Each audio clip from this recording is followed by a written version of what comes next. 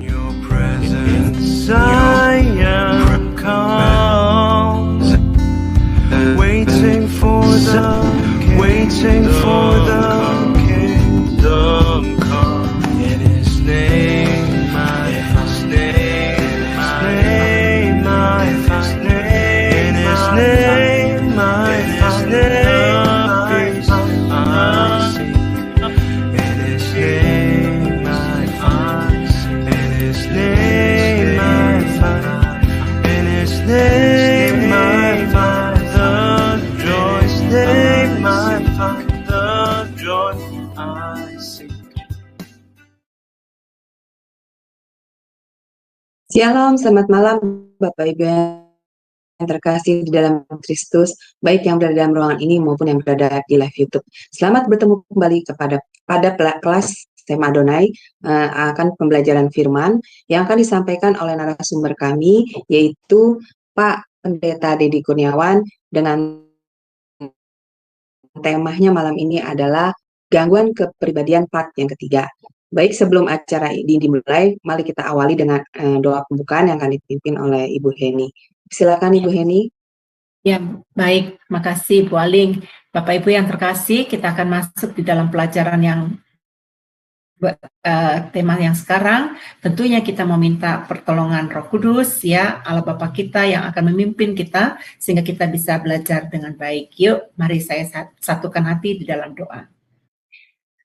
Bapa yang kami sembah di dalam nama Yesus, Engkau Bapa yang sungguh baik, siap untuk belajar firman Tuhan melalui hamba-Mu Pendeta Dedi yang akan menyampaikan kebenaran firman Tuhan.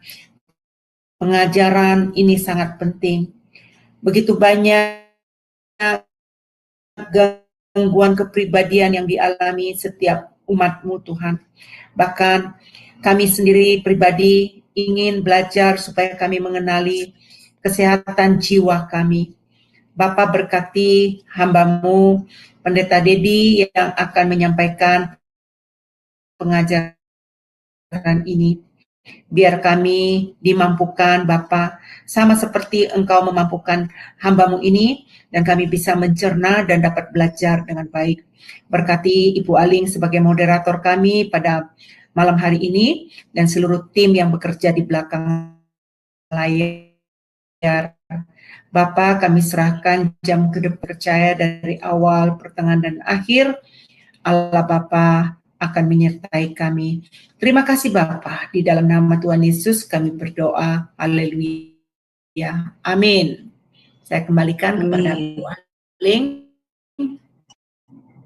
Baik, terima kasih Ibu Heni untuk doa pembukaannya. Baik Bapak Ibu yang terkasih dalam Kristus, sebelum kita memulai acara pembelajaran firman di kelas tema Adonai ini, kita akan melihat terlebih dahulu profil dari Pak Pendeta Dedi Kurniawan. Dipersilakan operator.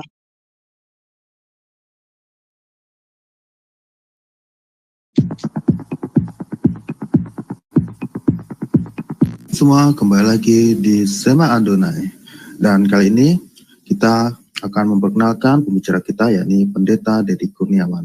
Dan berikut adalah profil singkat dari beliau. Beliau sudah menikah dengan istri bernama Junita S. Sos dan memiliki 2 orang anak, yaitu Christopher Hosea Eugene, 25 tahun, dan Aiko Rita Eugenia, 18 tahun. Pendidikan: S1 Fakultas Ekonomi Manajemen UPIDA pada tahun 1996, S2 Magister of Art STT Battle UW pada tahun 2013, S2 Magister Teologi STT Battle UW pada tahun 2015,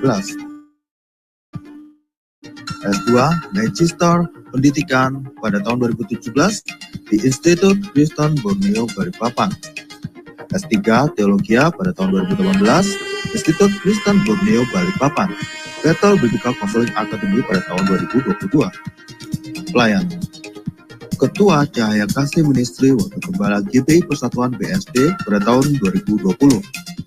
Mentor Gembala-Gembala Cabang pada tahun 2021 hingga sekarang. Gembala Jemaat GPI Ekousia AKP Karawaci Benton Johnson UPH Karawaci. Pekerjaan: dia bekerja sebagai dosen tetap di Institut Kristen Borneo Balikpapan. Beliau juga menjadi dosen tamu di STT Sabha Batam dan juga dosen tamu di STT Labs Bekasi, serta menjadi pengajar di Cahaya Kasih Ministry. Baik, terima kasih kepada operator yang telah menayangkan profil dari Pak Pendeta Dedi Kurniawan. Baik, saya akan menyapa terlebih dahulu narasumber kita. Shalom, selamat malam Pak Dedi. Shalom, selamat malam Bu Heni, Bu Ali. Shalom semuanya Bapak Ibu Saudara. Tuhan. Ya, bagaimana kabarnya Pak? Sehat ya Pak? Semoga selalu Puji Tuhan, sehat. baik, sehat. Amin. Baik, yang Iya. itu. Baik, kalau begitu saya akan menyerahkan waktu dan tempat selanjutnya kepada Pak Dedi. Dipersilakan Pak Dedi. Ya, terima kasih Bu Ali untuk waktu dan kesempatannya. Ya, selamat malam Bapak Ibu Saudara. Kita kembali berjumpa di dalam pembelajaran kita. Malam hari ini adalah seri yang terakhir dari pembagian kelompok gangguan kepribadian, di mana kita masuk ke dalam kelompok yang ketiga. Nah, kelompok yang ketiga ini disebut adalah kelompok pencemas ya Bapak Ibu Saudara ya. Nah, oleh sebab itu, untuk mempersingkat waktu, karena waktu terus berjalan, kita langsung ya pembelajaran kita malam hari ini. Baik, ya ini pembelajaran kita malam hari ini. Kalau kita di pembelajaran pertama sudah belajar tentang kelompok aneh, kemudian ada kelompok eratik, eksentrik, kemudian eratik, sampai kepada hari ini kelompok yang ketiga disebut dengan kelompok pencemas atau kelompok yang disebut dengan ketakutan. Nah, gangguan kepribadian ini masuk tetap dalam DSM-5 atau pengklasifikasian berdasarkan seperti panduan di dalam buku psikologi, bahwa gangguan kepribadian ini masuk dalam kelompok itu ya. Nah, oleh sebab itu kita langsung masuk saja kepada pembahasan kita yang pertama, tentunya berkaitan dengan gangguan kelompok tiga ini ya. Yang pertama adalah gangguan kepribadian disebut dengan menghindar, saudara ya. Disebut dengan atau disingkat dengan APPD, yaitu apa? Avoidant Personality Disorder atau gangguan kepribadian menghindar. Nah, apa sih yang maksud dengan gangguan kepribadian menghindar? Nah, gangguan kepribadian menghindar itu biasanya dialami oleh orang yang takut menghadapi kritikan. Jadi salah satu cirinya, orang ini sangat-sangat takut sekali untuk dikritik. Jadi daripada dia dikritik, lebih baik dia berusaha untuk menghindar. Gitu, ya. Kemudian bukan cuma itu. Ada ciri lainnya daripada orang yang mengalami gangguan kepribadian menghindar ini adalah dia takut akan adanya penolakan. Begitu. Nah, kemudian yang ketiga adalah ketidaksetujuan dari orang lain hingga enggan membangun sebuah hubungan. Jadi ada perasaan kekhawatiran bahwa dia ini adalah orang yang nanti akan mendapatkan kritikan, kemudian dianggap tidak layak, tidak mampu, dan seterusnya seperti itu. Nah, jadi untuk dia tidak mengalami ini, maka dia mengambil keputusan untuk dia menarik diri. Ya, menarik diri dari pergaulan, kemudian itu tadi, lebih banyak untuk dirinya berada di dalam kesendirian. Nah, dikatakan kecuali jika merasa yakin bahwa mereka akan disukai. Nah, jika dia merasa yakin dia akan diterima, kemudian dia tidak dikritik, nah dia akan bisa menyesuaikan diri di tempat itu. Tapi umumnya rata-rata yang namanya gangguan kepribadian menghindar, dia nggak percaya diri, nggak pede gitu ya, nggak pede, dan kemudian ada rasa ketakutan yang sebenarnya hanya ada di dalam bayangan dia saja begitu, hanya ada pikiran dia. Jadi belum tentu secara realita atau secara real terjadi hal-hal yang dia pikirkan. Nah, ini yang seringkali gangguan ini ada pada mereka. Dikatakan bahwa mereka bahkan akan menghindar pekerjaan mengharuskan mereka melakukan banyak kontak personal. Jadi orang yang punya gangguan kepribadian ini, dia nggak bisa tahu di tempat pekerjaan berkaitan dengan berjumpa dengan orang. Misalkan kita taruh di bagian marketing, nggak bisa Bapak Ibu. Karena orang ini biasanya dia menarik diri dari orang banyak, dan dia lebih nyaman ketika dia ada di dalam kesendiriannya. Jadi kalau kita taruh di tempat yang ramai, kemudian dia harus berinteraksi, kemudian dia harus berkomunikasi, kemudian harus jumpa dengan orang, nah dia nggak bisa. Nah, ada orang-orang tertentu juga di dalam gereja seperti ini. Dia punya gangguan kepribadian untuk menghindar atau FPPD. Nah, jadi ketika dia merasa tidak nyaman berjumpa dengan banyak orang, maka sebagai pemimpin gereja misalkan, kita jangan tempatkan dia untuk dia ada di banyak orang gitu. Nah, dia nyamannya di mana? Di tempat sendiri. Taruh saja dia di bagian doa gitu. Ya, taruh di bagian doa, kasih ruangan khusus biar dia berdoa sendiri gitu. Kita kasih kepercayaan dia misalkan berdoa untuk ibadah raya misalkan begitu ya, 15 menit sebelum ibadah kita percayakan dia berdoa. Nah, kita percayakan seperti itu tuh. Itu membuat dia nyaman. Kalau dia sudah dikasih pekerjaan atau pelayanan yang berkaitan dengan kelompok, wah dia nggak bisa seperti itu. Nah, ini akan menjadi hambatan, jadi masalah. Nah, dikatakan FVPD mempengaruhi sekitar 2% populasi ya. Jadi cukup sangat-sangat banyak ya. Di mana jumlah laki-laki dalam arti kurang lebih sama. Jadi berimbang persentase antara laki-laki dan perempuan yang mengidap kelainan gangguan kepribadian. Nah, itu ya. Kalau kita lihat daripada gangguan kepribadian mengidap. Nah, gejalanya apa sih? Gejalanya sebagai berikut ya. Anak atau orang tua yang mengidap FVPD menunjukkan gejala-gejala berikut seperti ini. Yang pertama, ingin selalu disukai oleh orang lain. Nah, di satu sisi dia memang ada kekhawatiran untuk dia takut berinteraksi dengan orang lain. Namun dia sebenarnya ingin bahwa dia pengen disukai oleh banyak orang begitu. Tetapi itu tadi ada hambatan, ada rintangan, di mana ada ketakutan-ketakutan yang nggak wajar di dalam diri dia akan adanya penolakan. Gitu. Sebenarnya dia ingin diperhatikan, dia ingin mendapatkan pujian begitu ya, ingin mendapatkan perhatian lebih. Namun permasalahannya adalah di dalam pikirannya dia adalah itu tadi, dia mau gak terima saya ya. Nah, itu yang menjadi penghalangnya. Kemudian kurangnya kesenangan saat beraktivitas. Jadi kurang tertarik dengan hal-hal yang bersifat kegiatan-kegiatan yang bersifat umum ya, melibatkan lebih dari satu orang gitu. Jadi kurang responnya. Nah, kemudian ciri ketiga adalah merasa cemas saat mengadakan atau melakukan kesalahan ya. Ada kecemasan-kecemasan yang membuat dia mungkin mengalami stres yang cukup lumayan tinggi, saudara. Kenapa? Karena itu tadi ya, apabila dia melakukan sesuatu kesalahan begitu, dia takut akan adanya bukan hanya sanksi, tapi juga seperti orang menghakimi gitu. Ada banyak orang datang, kemudian menghakimi orang tersebut. Kemudian dalam hal-hal fantasi dia orang orang yang punya gangguan kepribadian menghindar ini sesuatu yang negatif yang sudah dia pikirkan. Nah, jadi ada kecemasan-kecemasan yang tidak wajar. Kemudian yang keempat, merasakan kecemasan dalam kondisi sosial. Ya, orang ini nggak bisa nih, ya, ketika ada acara-acara di lingkungan, misalkan, bahkan juga di kampus, ya, nggak bisa begitu. Jadi ada rasa seperti kalau kita menilai orang ini minder. Sebenarnya dia tidak minder begitu. Cuma ada perasaan ketakutan yang sangat dalam diri dia, gitu, untuk dia bisa menempatkan diri di lingkungan yang begitu banyak orang. Nah, yang kelima, menghindari konflik dalam menjadi seorang yang selalu menolong atau baik. Ya, dia ada positifnya juga, gitu, menghindari konflik. Kenapa? Karena itu tadi ya, dia nggak mau berjumpa dengan orang, otomatis secara tidak langsung juga ada hal-hal yang dia bangun untuk dia bisa tidak terhindar dalam konflik dengan orang lain. Gitu. Yang keenam, menghindari obrolan yang intens dengan orang lain. Gak bisa akrab orang yang seperti ini ya, gak bisa akrab. Kalau kita kan mungkin bisa berinteraksi dengan berbicara, misalkan ngobrol dengan hobi yang sama, misalkan, atau juga berbicara tentang fenomena-fenomena yang terjadi, berita-berita yang terjadi, gitu ya, nyambung begitu ya. Nah, kalau orang yang punya gejala FPPD, dia nggak bisa. Karena kalau dia mau ngobrol, dia pengen cepat-cepat udahan aja, gitu. Pengen cepat-cepat mengundurkan diri aja, pengen cepat-cepat mengumpat, gitu ya. Yang ketujuh, menghindari situasi sebab takut orang. Nah, itu ya. Nggak bisa, kalau misalkan di rapat, orang ini diajak, kemudian ditanya, ya bagaimana pendapat kamu, dia nggak mungkin bisa jawab. Nah, karena dia takut. Dia anti dan takut banget terhadap penolakan. Yang kedelapan, menghindari peristiwa sosial. Apa itu misalkan kerja bakti, ya. Kemudian mungkin juga kalau di gereja, pelayanan misi, ya, pelayanan diakonia, menjumpai mereka-mereka yang ada di panti asuhan, kemudian ada di jalan, anak-anak jalanan, gitu. Dia nggak bisa. 9, menghindari pengambilan keputusan. Ya, dia takut, karena kenapa? Ada ketakutan yang sangat dalam diri dia. Ketika dia diberikan sebuah keputusan, kepercayaan, untuk kiranya diambil keputusan, dia sebagai seorang decision maker misalkan.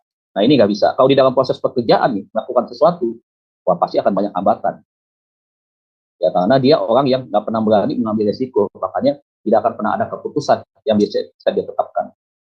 Yang 10, mudah terluka karena kritik atau ketidaksetujuan. Ya, gampang banget ini, termasuk juga mirip-mirip dengan gangguan kepribadian lain, termasuk borderline personality disorder, yaitu salah satunya adalah mudah tersinggung atau baper. Ya.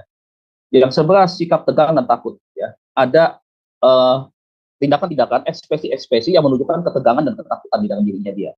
Entah apa sebabnya. Kadang-kadang mungkin ketika kita bergaul, kita berjumpa dengan mereka, mungkin kita tidak memahami tentang bahwa orang itu punya gangguan kepribadian FIPD, maka kita mengatakan bahwa ada sesuatu apa nih. Ya, kita mungkin berusaha ingin tahu, ataupun kita nggak tahu begitu. Kita pikir mungkin ada sesuatu berkaitan dengan kondisi kesehatan misalkan. Sebenarnya tidak, dia dalam keadaan kondisi tegang dan takut. Entah karena apa dia, gitu, ya. Itu yang harusnya kita tahu sih. Ya. Nah, hanya dia yang tahu tuh dalam keadaan. Kenapa suka dalam menunjukkan wajah yang tegang begitu, seperti gelisah, seperti takut. Nah, itu karena ada sesuatu hal yang dia pikirkan. Kemudian yang ke-12, merasa tidak mampu. Ya, artinya dia melihat bahwa dalam diri dia tidak punya potensi. Kecil potensinya, orang lain lebih maju, saya tidak maju. Hipersensitif, sangat sensitif sekali ya terhadap sesuatu. Evaluasi itu berkaitan dengan penilaian-penilaian yang berkaitan dengan bersifat koreksi. Gitu. Jadi kalau ada hal-hal yang bersifat bukan kritikan, tetapi masukan-masukan yang dianggap ada kekurangan pada diri orang tersebut, maka dia tidak bisa, sangat sensitif sekali begitu. Nah, hipersensitif juga kan bisa dipakai dalam bidang psikologi yang lain, ya, termasuk pada hal-hal yang bersifat dengan keadaan kecemasan ke dirinya dia nih, ya, ke dalam sesuatu wujud pengaruh-pengaruh yang berkaitan dengan penurunan daya tubuh, misalkan seperti itu ya. Kemudian kegelisahan dengan menunjukkan perubahan-perubahan pola dalam respon maupun reaksinya dia begitu. Nah, itu hipersensitif. Kemudian orang ini nggak bisa tegas ya, dalam kegangguan kepribadian menghindar itu. Yang ke-15 adalah memiliki hambatan di dalam bersosialisasi, tentunya, termasuk juga membangun hubungan dekat dengan orang terdekat ya, misalkan kekasih begitu. Tapi rata-rata kalau dia punya gangguan kepribadian pada masa remaja itu tidak diperbaiki, biasanya orang ini tidak punya pacar ya, terkesan jomblo begitu ya. Yang ke-16 adalah kurang percaya diri ya. Kurang lebih sama dengan poin 12 ya, masa tidak mampu, punya potensi. Dan kalau dia ingin mengerjakan sesuatu, dia masih berpikir ulang, saya bisa atau tidak. Sepertinya orang lain bisa, saya tidak bisa. Nah, itu yang ada di dalam pikiran dia. Yang ke-17, tidak memiliki teman dekat atau kurang jaringan sosial. Ya, jadi artinya di dalam proses pergaulan dia tidak banyak teman. Begitu, interaksi dengan teman itu sangat minim sekali. Begitu. Yang ke-18, memandang dirinya sebagai orang yang tak berkompeten secara inferior ataupun sosial ya. Jadi selalu menganggap di dalam persaingan, saya pasti kalah nih, nggak bisa nih begitu. Yang 19, menghindari interaksi dalam lingkungan kerja. Nah, jadi kesulitannya seringkali orang yang punya gangguan kepribadian ini bisa saja dia masuk kerja, tetapi nggak pernah betah di Bapak Ibu. Seringkali masuk berhenti. Bahkan sampai akhirnya nggak bisa kerja sama sekali. Jadi dalam usia kematangan, mungkin dalam usia dewasa muda, tetap saja dia tidak bekerja, lebih banyak di rumah. Nah, itu ya. 20, menghindari acara dan event sosial. 21, mudah tersinggung akibat kritik atau sanggahan orang lain. Jadi nggak boleh didebat. Jadi ketika dia, kalaupun dia bersuara, dia memberikan sesuatu, ya tentunya kalau misalkan ada respon orang tertawa begitu, nah dia akan merasa bahwa dia tidak dihargai oleh orang lain. Yang ke-22, memiliki kesadaran diri ya yang berlebihan. Yang ke-6, senang mengisolasi diri. Yang ke-24, sering merasa ketakutan dan kecemas, sangat sensitif terhadap evaluasi atau umpan balik orang lain. Cenderung tidak memiliki teman dekat dan jaring sosial, itu sama seperti tadi ya. Yang ke-26, melihat diri sendiri. Ini biasanya orang yang punya gangguan kepribadian seperti ini, dia tidak punya media sosial ya Bapak Ibu. Nggak punya begitu. Dia bisa mengamati media sosial, tetapi dia tidak bisa untuk interaksi kalau media sosial juga termasuk di dalamnya. Makanya dia nggak punya untuk tempat ketika dia ingin posting sesuatu, ingin mengatakan sesuatu, ingin membagikan sesuatu. Begitu. Dia nggak berani, nggak bisa. Yang ke-26, melihat diri sendiri sebagai individu yang tidak kompeten, ya, punya banyak kekurangan. Nah, penyebabnya apa sih ketika gangguan kepribadian menghindar ini muncul? Pertama pasti Bapak Ibu, yang namanya gangguan kepribadian semua, ya rata-rata yang sudah kita pelajari, itu penyebab pertama itu kadang faktor genetik pasti. Karena orang tua menurunkan sifat-sifat itu kepada anak hampir sekian persen, itu pasti turun kepada anak, begitu. Nah, jadi kalau misalkan ada faktor-faktor yang menyebabkan sesuatu yang bersifat gangguan kepribadian, itu bisa menjadi satu gen yang turun kepada anaknya. Tapi seperti yang minggu kemarin saya katakan bahwa tidak selalu ketika genetiknya itu ada ya kepada si anak, tetapi orang tua pola asuhnya baik, pengalaman kehidupan dia bersama keluarganya itu baik, maka bisa tidak muncul begitu. Tetapi kalau gennya ada, kemudian kelakuan orang tua, pola asuhnya salah, kemudian punya pengalaman-pengalaman yang tidak mengenakan, itu bisa terbentuk terjadinya gangguan kepribadian. Nah, itu makanya faktor genetik itu di dalam psikologi selalu berkaitan kepada dari faktor orang tua kepada anak. Kemudian secara psikologi, secara kejiwaan ya, stabil kejiwaannya bisa menyebabkan hal itu ya, tidak stabil ya, itu bisa menyebabkan orang bisa punya gangguan kepribadian. Juga karena tekanan-tekanan tertentu tidak sanggup untuk menghadapi tekanan-tekanan tersebut, orang juga akhirnya bisa menimbulkan gangguan kepribadian di dalam diri orang tersebut. Kemudian faktor lingkungan juga bisa, faktor lingkungan yang keras misalkan di sana ya, faktor lingkungan yang tidak baik ya, itu bisa menyebabkan juga orang mengalami gangguan kepribadian. Yang ketiga tentunya di dalam masalah sosial ya, masalah di dalam kehidupan bermasyarakat secara umum. Nah, beberapa faktor penting yang ikut berperan dalam perkembangannya itu karena pelecehan emosi ya. Seringkali itu tadi. Makanya saya selalu bilang kalau misalkan sebagai orang tua di dalam keluarga sejak kecil kan terbentuk itu mulai kelihatan di usia remaja, usia 15 tahun. Kalau kita lihat perkembangan, kita kembali kepada perkembangan siklus pembagian usia anak-anak berdasarkan perkembangannya, baik itu secara psikologis maupun secara hormon, kita bisa melihat bahwa kan kalau 12 sampai 21 tahun itu kan hormon anak-anak remaja itu kan tinggi ya, hormon seksnya gitu. Nah, pada saat-saat pertumbuhan hormon itu di situ, nah anak-anak di sinilah fase-fase di mana dia mengalami ya satu masalah-masalah yang tidak mengenakan di dalam kehidupannya dia, termasuk juga suasana-suasana yang membuat hatinya tidak nyaman begitu ya. Kemudian ada ketidakstabilan emosi di sana, kemudian tidak mendapatkan pujian dari keluarga, tidak mendapatkan perhatian di sana. Nah, itu akhirnya bisa membentuk anak-anak munculnya di fase-fase usia tersebut. Jadi memang yang rawan itu adalah fase 12 sampai 21. Itu bukan hanya berbicara tentang hormon seks ya yang meningkatnya begitu cepat begitu ya, sehingga ada rasa ingin tahu, kemudian rasa ingin mencoba begitu ya. Itu kuat di sana itu ya. Termasuk juga perkembangan pada gangguan penyimpangan ini ya. Itu bisa terjadi. Makanya 15 itu sudah bisa kelihatan sebenarnya usia 15 tahun. Apakah anak kita ini ya mengalami masa-masa yang tidak enak itu kelihatan nggak di dalam kejiwaannya dia? Nah, itu bisa kita bisa lihat, kita bisa nilai itu. Kemudian yang kedua karena apa? Karena ejekan. Ya, karena bulian juga bisa. Sekarang kan banyak nih anak-anak sekolah bully ya, karena berbagai hal. Makanya dibuat undang-undang ya tentang bully itu ya. Bahkan bisa diajukan, mungkin saya nggak tahu dengan proses hukumnya hari ini, karena saya belum mengikuti. Tetapi yang saya tahu adalah sampai menjadikan sebuah masalah yang serius, yang kali ini diperangi oleh sekolah-sekolah supaya itu tadi siswa yang ada di dalam sekolah itu menghindari bulian terhadap dari satu teman kepada teman yang lain. Nah, ini bisa timbul seperti itu karena ejekan. Terus karena kritikan di sini adalah kritikan bukan sekedar untuk menasehati ya, tetapi kritikan kadang-kadang yang sudah menunjukkan kepada penghinaan begitu ya, pada penghinaan begitu. Nah, kadang-kadang kan kalau dikritik mungkin masih bersifat masukan yang baik, mungkin orang masih bisa terima atau memang bisa terima. Tetapi kalau sudah termasuk dalam bentuk penghinaan, tentunya ini yang tidak mudah untuk diterima. Yang keempat, karena kurang kasih sayang di masa kecil. Ya, termasuk juga orang tua membeda-bedakan anak yang satu dengan anak yang lain gitu.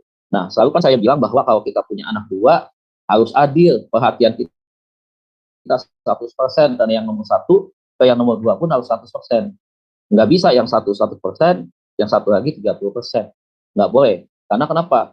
Kalau kita belajar ya dari sisi psikologi, maka kita bisa melihat ada efeknya nanti akan membentuk karakter anak ini, akan membentuk kejiwaan anak ini. Nah, ini yang harus dipahami oleh orang tua, bahwa memang pola asuh dalam keluarga, peran dan fungsi orang tua itu memang tidak mudah. Makanya penting sekali ya ketika di gereja, peran dan fungsi orang tua ini itu disampaikan supaya banyak orang tua bisa mengerti, bisa memahami begitu. Bagaimana tugas dan fungsi mereka di dalam keluarga harus seperti apa begitu. Nah itu ya yang masih saya pikir harus kita tingkatkan atau sesuatu yang masih kurang hari ini saya lihat.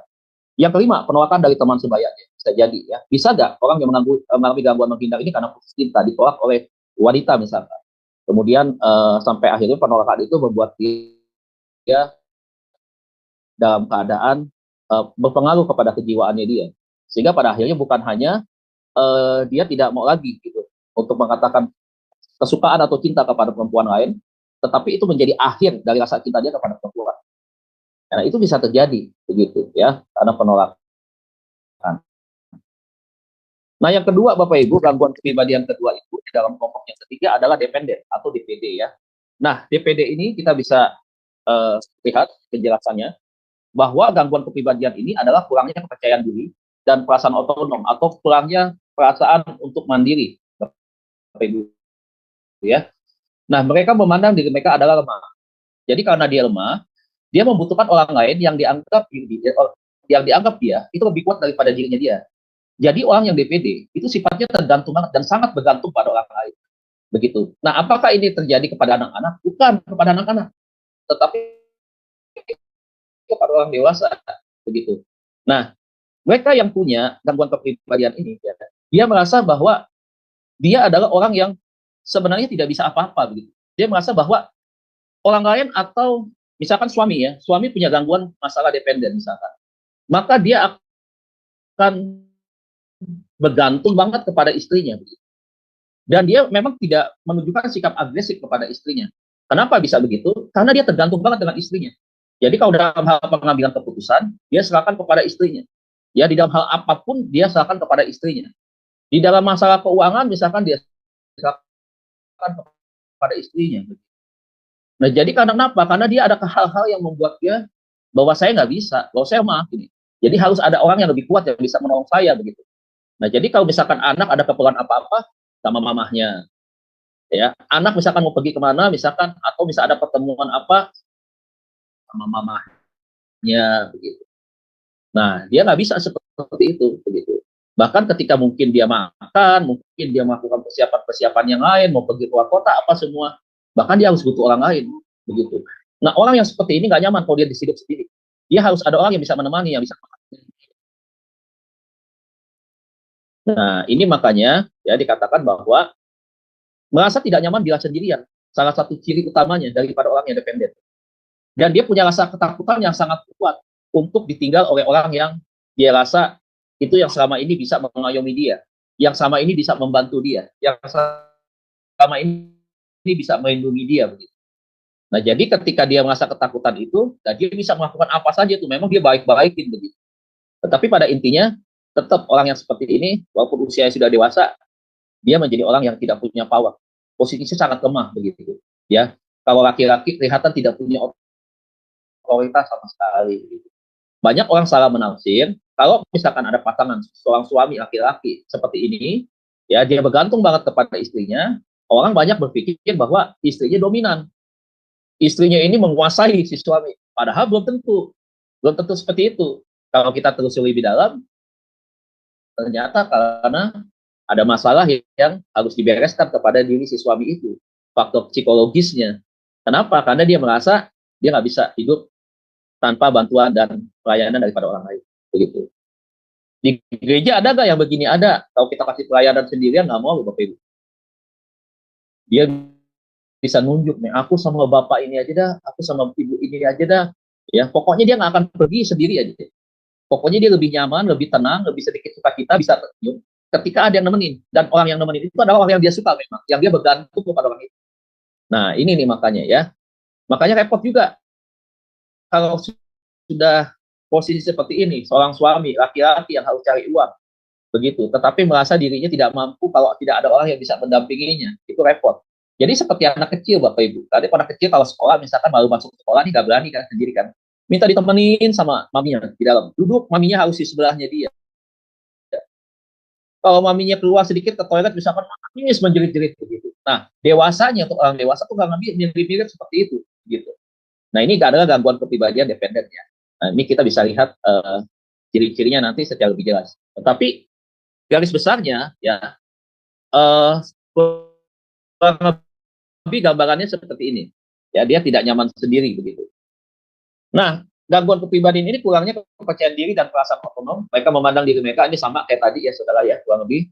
Dan dikatakan mereka mengabaikan kebutuhan mereka sendiri agar hubungan protektif yang telah dibangunnya hancur, maka dia akan segera berupaya menjalin hubungan yang baru dengan orang lain yang punya kuat. Ya, jadi orang ini punya kekhawatiran yang amat sangat besar, yaitu kalau dia sudah merasa ada orang yang tepat buat dia, maka ada ketakutan-ketakutan yang membuat dia itu takut ditinggalkan oleh orang tersebut.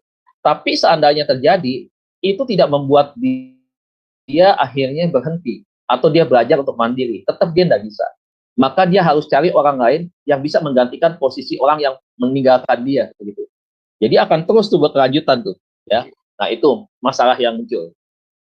Nah, gejalanya apa? Pertama, jelas dia tidak punya rasa tanggung jawab atau memang menghindari untuk menerima tanggung jawab, ya, itu tadi. Yang kedua, kesulitan kalau sendirian. Dia berusaha untuk ada yang bisa menemani dia. Nah, ini kan repot ya. Jadi kalau misalkan ada acara yang berkaitan dengan misalkan iya harus orang diri dia menangani gitu. Dia pergi ke kantor misalkan ada urusan perbankan atau yang lain gitu. Nah, dia nggak bisa di sendirian. Terus ada orang yang bisa menemani aja. Ya kan repot ya, seperti itu. Tentunya aktivitas istri juga kalau istrinya bekerja juga kan agak repot seperti ini. Kemudian takut ditinggalkan dan rasa tidak berdaya saat hubungan sosial berakhir. Ya. Nah, itu tadi takut kehilangan teman dekat, takut kehilangan orang yang dia percaya. Gitu. Yang keempat, kepekaan yang berlebihan terhadap kritik. Ya, terlalu peka, gitu. Terlalu sensitif banget terhadap kritik. Gitu. Yang kelima, pesimis dan kurang percaya diri. Rata-rata nih Bapak Ibu, kalau kita belajar lagi daripada apa yang disebut dengan gangguan kepribadian, maka kita melihat tadi kan ada ciri yang utama adalah karena faktor genetik. Tetapi kepada umumnya juga kita bisa temukan di setiap gangguan kepribadian, yaitu adalah mereka nggak pede. Salah satu yang umum terjadi adalah orang yang punya gangguan kepribadian, dia tidak pede akan dirinya dia sendiri. Dia selalu melihat orang lain lebih besar, saya lebih kecil. Nah, itu ya. Yang keenam, kesulitan membuat keputusan sehari-hari dan tidak kemampuan untuk mengambil keputusan. Sama, kurang lebih tadi dengan yang menghindar itu sama, nggak bisa mengambil keputusan. Makanya tadi, ketika anak misalkan minta diantar oleh papinya, pergi beli buku atau beli apapun ya berkaitan dengan kebutuhan sekolahnya, maka dia akan bilang, sama mami aja gitu. Kalau anaknya maksa, mungkin ada alternatif. Akhirnya pergi rame-rame. Yang pasti nggak dia sendirian begitu. Atau disuruh beli sesuatu, beli sendiri begitu. Nah, itu menjadi masalah tuh buat dia. Yang ketujuh, menghindari tanggung jawab orang dewasa. Apa sih yang masuk di sini? Ya, dikatakan dengan bertindak pasif dan tidak berdaya. Ketergantungan pada pasangan atau teman untuk membuat sesuatu seperti bekerja, tempat bekerja dan tinggal.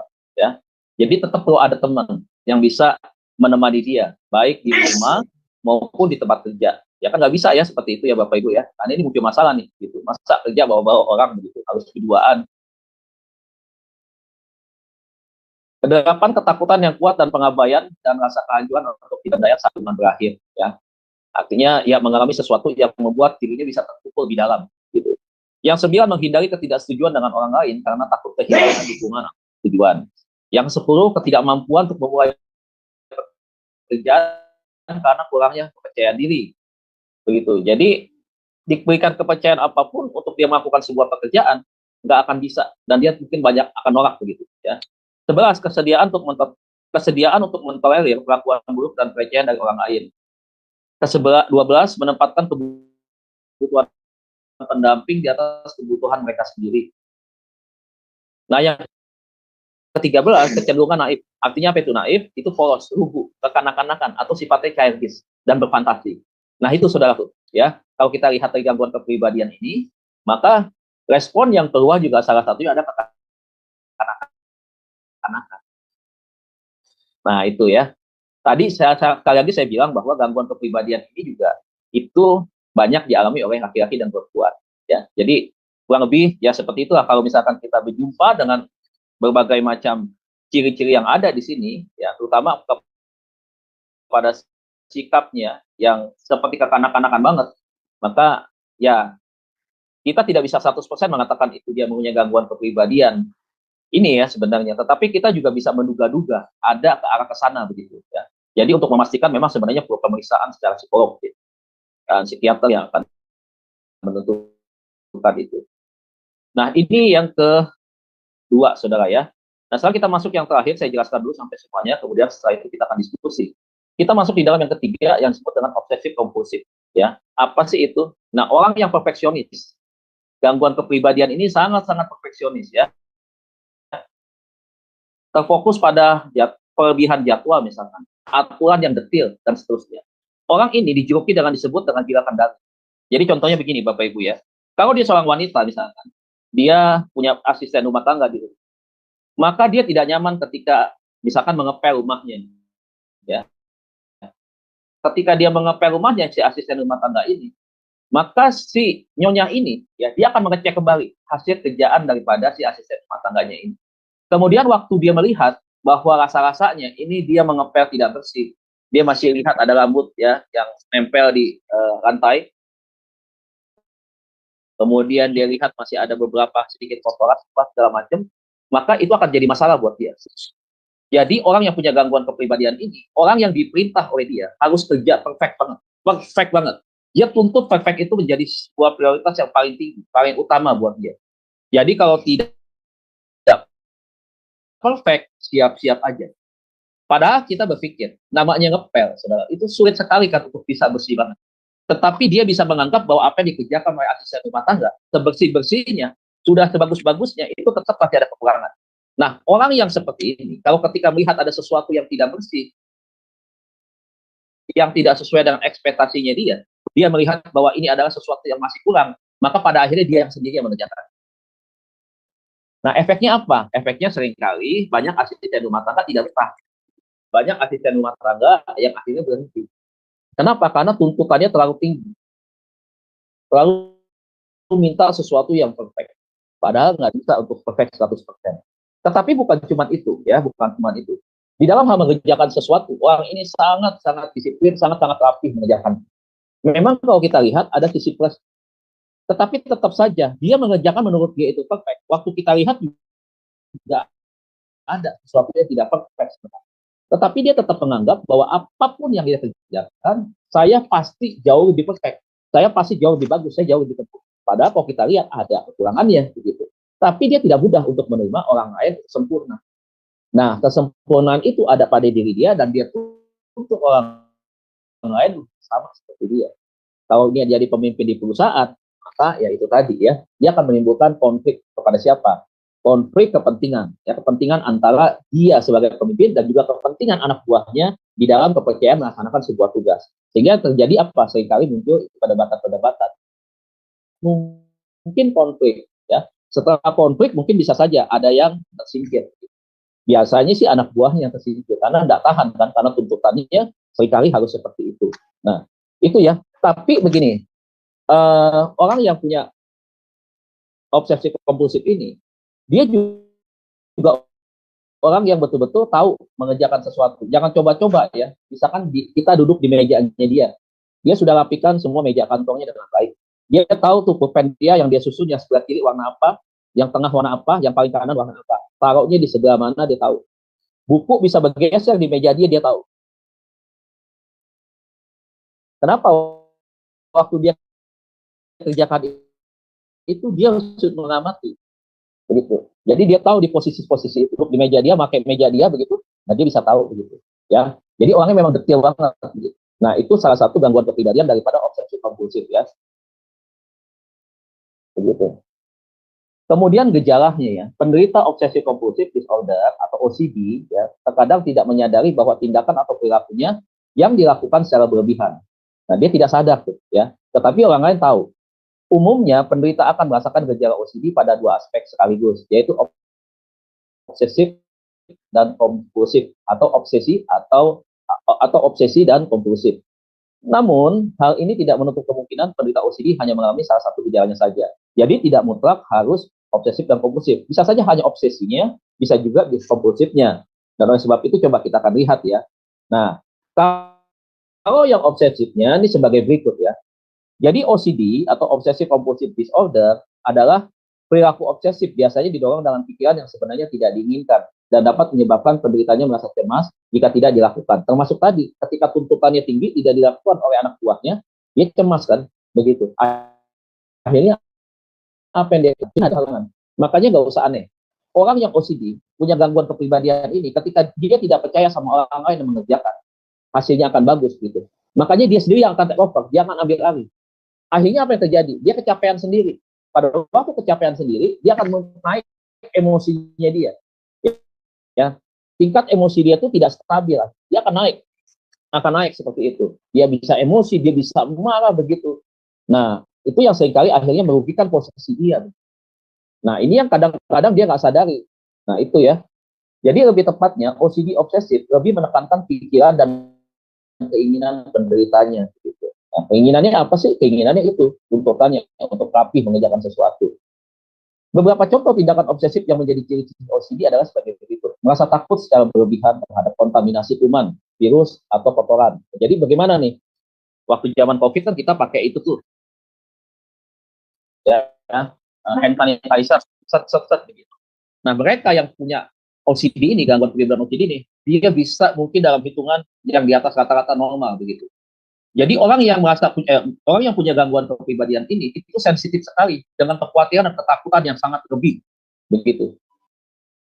Sehingga akhirnya itu tadi sedikit-sedikit membersihkan ya, entah itu tangan, itu bagian-bagian tubuh yang lain, ya, misalkan seperti itu, mungkin pakaian begitu.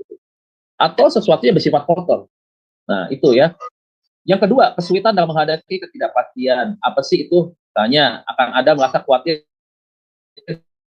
secara berlebihan ketika menduga-duga apakah kompor di rumah dimatikan atau belum. Nih salah satunya.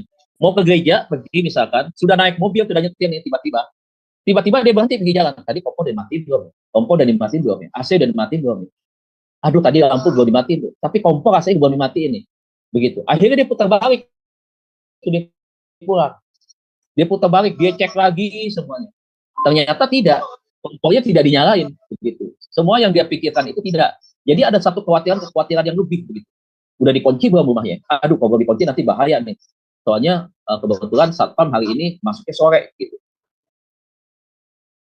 Nanti aman nggak ya? Akhirnya dia pulang lagi, dia cek lagi kuncinya. Udah terkunci atau belum?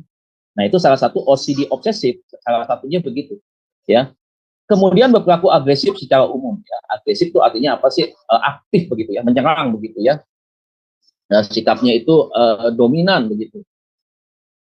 Yang keempat, memiliki keinginan untuk menata barang atau benda tertentu dengan tepat dan simetris begitu ya. Jadi kalau mengerjakan sesuatu ini, dia harus seperti apa yang ada di pikiran dia. Jadi dia mau menerjemahkan misalkan ada tukang, dia mau betulin bagian-bagian rumah misalkan, atau bangun rumah begitu.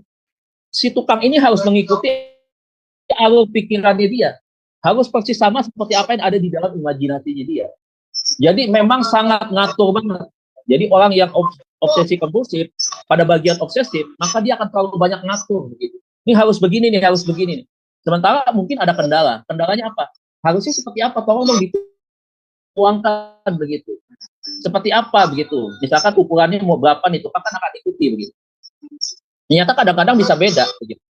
Nah, ini ya salah satu daripada ciri-ciri yang obsesif. Nah, kemudian yang kompulsifnya ya, dikatakan begini kalau kompulsif. Sedikit berbeda dengan obsesif. Tindakan kompulsif dalam OCD adalah berkaitan dengan perilaku penderitanya yang dilakukan berulang-ulang kali. Jadi dia melakukan itu tidak sekali, bisa berulang-ulang. Nah, perilaku kompulsif ini biasanya bertujuan untuk mengurangi rasa cemas karena penderita memiliki pemikiran obsesif tersebut. Jadi ada kaitan dengan obsesif. Contohnya apa? Dia udah nyapu nih, dia merasa belum nyapu. Kok merasa masih kotor? Padahal tadi belum lama dia nyapu. Terus akhirnya dia ulangin lagi, nyapu lagi. Gitu. Nah, itu berulang-ulang. Itu salah satu kalau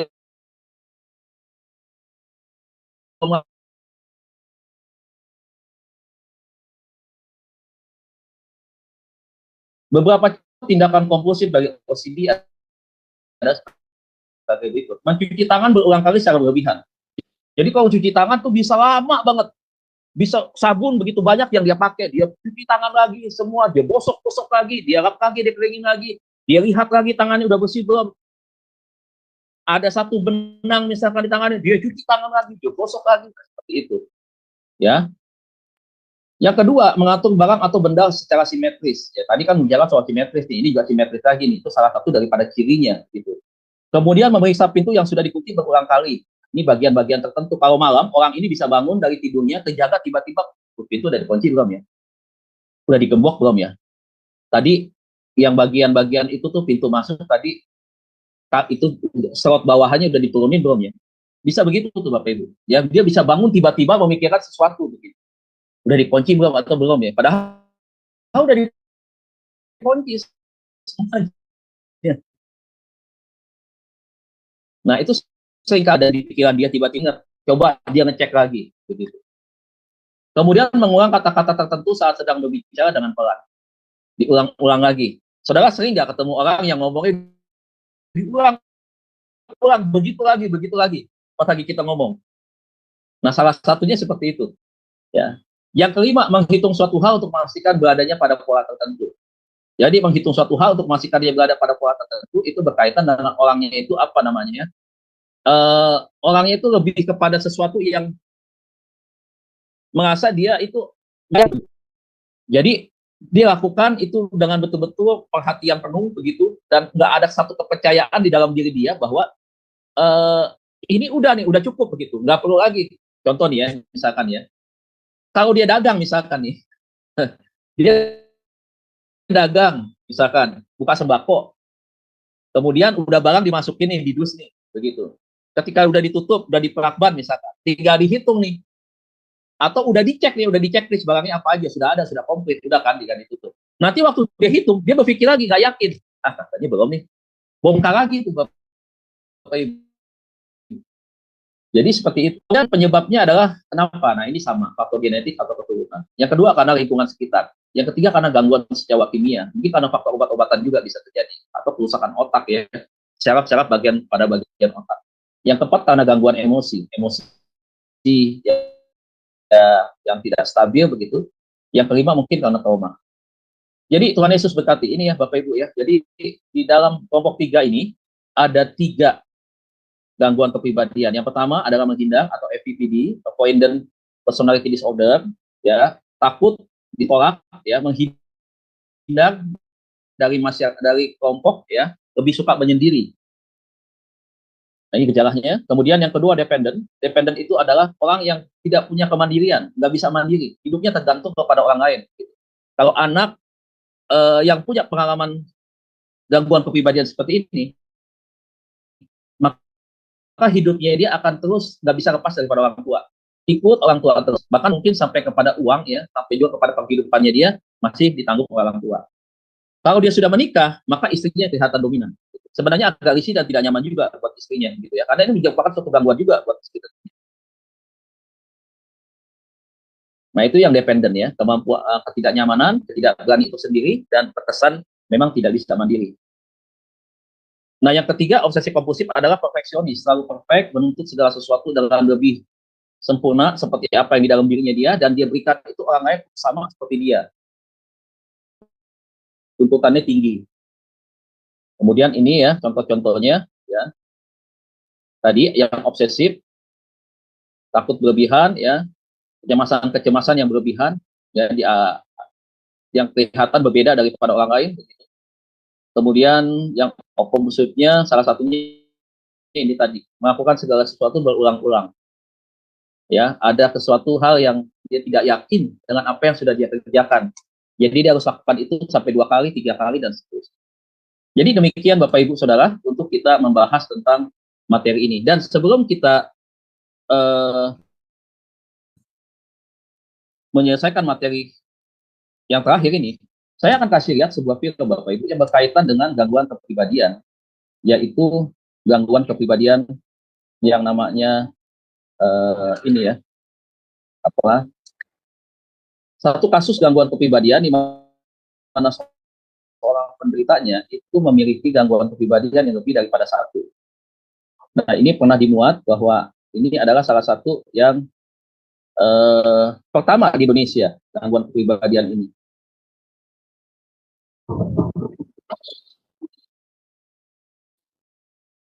Eh, Belum, Pak. belum ya? Belum. Iya, Sebentar ya. Saya iya, coba Pak. tutup. Eh,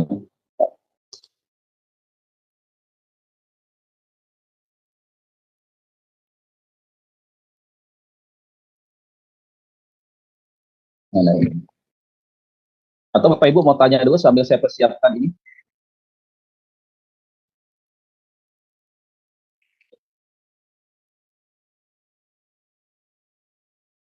Iya, Bapak Ibu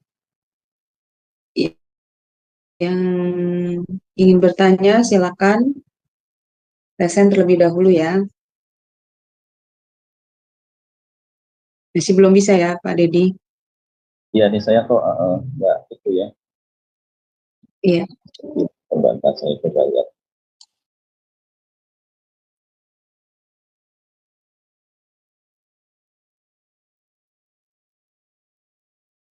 Ini sudah bisa? Ya, sudah Pak. Sudah kelihatan. Oke. Kita akan belajar ya Bapak Ibu ya dari studi kasus yang ini ya. Dari soal nama novela. Kami akan membahas tentang Anastasia Wela dan Indonesia.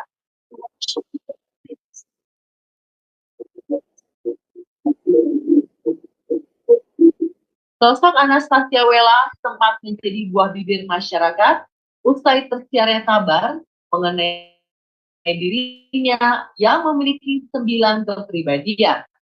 Selain Wela, dalam diri wanita berusia 27 tahun ini ada sosok Naura, Paula, Saraswati, Atin, Andreas, Revelin, Ayu, serta Bilqis. Alter ego atau karakter lain ini akan muncul tiba-tiba tanpa disadari oleh Wela. Fenomena aneh dalam diri Wela ini sempat membuatnya disangka mengalami kesurupan.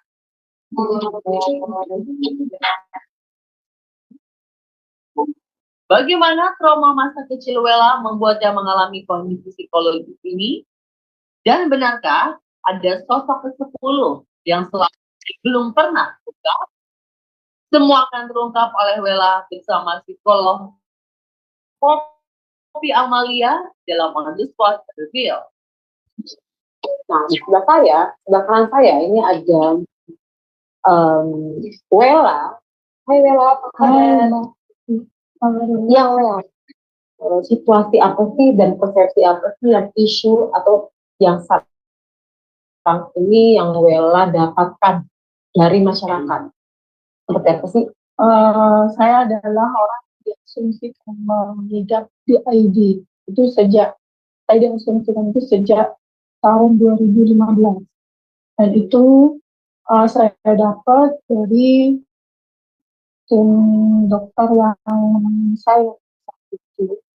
Saya merasa saya ini amnesia gitu pada saat itu. Jadi kayak apa ya, kok saya suka gini, maksudnya hari ini misalkan saya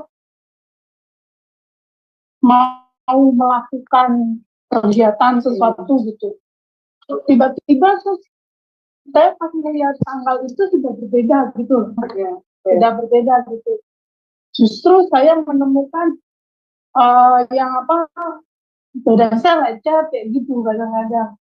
Ini salah satu contohnya. Iya, dan saya lecet, sakit gitu, terus. Tapi kamu nggak ingat apa yang terjadi pada saat itu ya? Enggak ingat sama sekali saya. Cuman sakitnya memang berasa, tapi maksudnya itu kenapa itu saya nggak berasa gitu. Terus kemudian saya menanyai orang-orang sekitar yang mengatakan nggak tahu kan, saya nggak ketemu kamu gitu. Terus kadang-kadang ibu saya mengatakan bahwa kamu ini kenapa sih, katanya gitu. Kok tiba-tiba di depan cermin gitu kan, nyisir lama-lama gitu. Terus kemudian ditanyain, kamu namanya siapa? Kamu namanya siapa? Kok ngomongnya pelan banget, katanya gitu kan. Terus katanya dia mengakui saya Siana gitu. Akhirnya orang tua saya menyangka bahwa saya kerasukan gitu. Kamu menyebutkan salah satu kepribadian yang tidak 9. Kalau 9 itu yang saya tahu adalah Naura, Paula, Saraswati, Atin, Andres, Ravelini, Ayu, dan Devi. Tapi tadi kamu nyebutkan namanya Ana, Siana. Ya, si Ana. Siana itu, kenapa saya tidak catat di situ? Karena nama-nama yang saya catat itu adalah nama berdasarkan teman saya ketika dokter meminta saya untuk mencatat. Nah, ya, Siana ini adalah justru ketika ibu saya diwawancara keluarga di cerita, ya kan, mereka menemui saya mengerti bernama Siana. Bisa nggak ceritain masa kecilnya seperti apa? Yang menyenangkan bahwa saya memiliki keluarga yang lengkap. Ada ibu, bapak, dan adik dan kakak di situ. Tapi yang tidak menyenangkan, saya mendapat perlakuan kasar dari orang tua. Salah satu orang saya disakiti oleh ayah saya.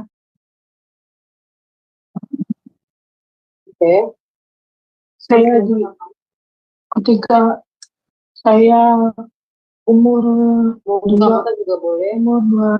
atau 3 tahun. Terus kemudian saya dilempar sama cangkul sampai kalau saya tidak tutup pintu mungkin saya sudah selesai gitu. Ketika saya pengen nahan gitu, pengen saya bilang kamu jangan pukul saya lagi, pengen bilang kayak gitu. Tapi saya tuh nggak sanggup gitu. Karena saya juga sayang banget sama saya. Bahkan saya pernah berpikir dan memiliki pasangan yang pengen seperti saya. Tapi tidak yang menyakiti seperti saya. Jadi saya bingung begini antara jadi sebetulnya saya nggak benci gitu. Terus satu lagi kejadian lagi. Ya pada sekolah, dari sekolah, karena saya di rumah sering makan begitu, sehingga saya minder banget teman-teman saya, tahu saya sering sendiri pada saat itu, sering sendiri. Akhirnya teman-teman marah saya dan saya, kamu nggak bisa punya teman ya, kamu nggak suka ya sama teman-teman ini gitu. Enggak, saya cuma diem aja, mungkin akhirnya saya jadi dia. Kita mulai ke masa kecil. Kamu masa kecil kamu sering mikirin Sama mama. Iya. Nah, pada saat kamu dipikirin nyaman, itu alasan kamu pada saat kamu lagi emosi dan stabil, kamu nyisir rambut berkali-kali. Dan itu adalah sebuah self mekanisme pada saat kondisi kamu tidak nyaman.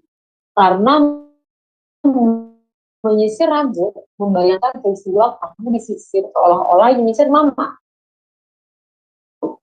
Ini memberikan gambaran bahwa kamu mengambil sosok orang lain untuk coping mekanisme atas sebuah situasi. Ini memberikan harapan biasa. Saya hanya mengasumsikan aja kalau kamu mengambil sosok itu untuk menceritakan persoalan. Bisa jadi ini bisa membuat sebuah asumsi bahwa bukan dia ini.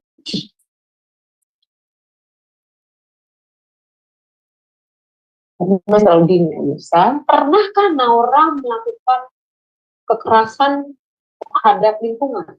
Karena ada satu kejadian pada waktu itu saya di pantai di Parangtritis itu, saya ceritakan itu bahwa saya melihat ada bapak-bapak, dia kayaknya bule gitu, bule gitu, terus dia tuh karena anaknya diajak jalan pergi nggak mau, terus dia pukul kepala anaknya gitu, terus dia seret. biar mau jalan. Diseret apa tangannya, diseret itu.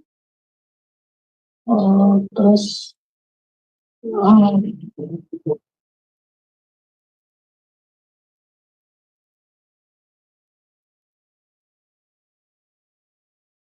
bersuara mengatakan sesuatu kepada kamu kalau melihat kejadian tersebut, kemarahan kamu memunculkan kemarahan kamu kepada peristiwa itu. Kamu nggak sanggup melihat kejadian itu, kamu marah sama kejadian itu. Itu cantik banget ya, tapi bawa yang ngomong terus. Terus siapa kamu? Ya, saya.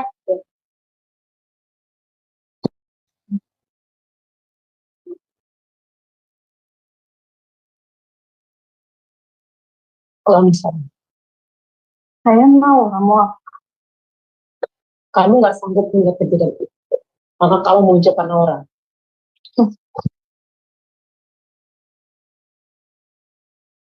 Kejadian apa? Kejadian peristiwa ada pemukulan seorang ayah terhadap anaknya. Karena itu mengingatkan kamu atas peristiwa yang terjadi waktu kamu kecil.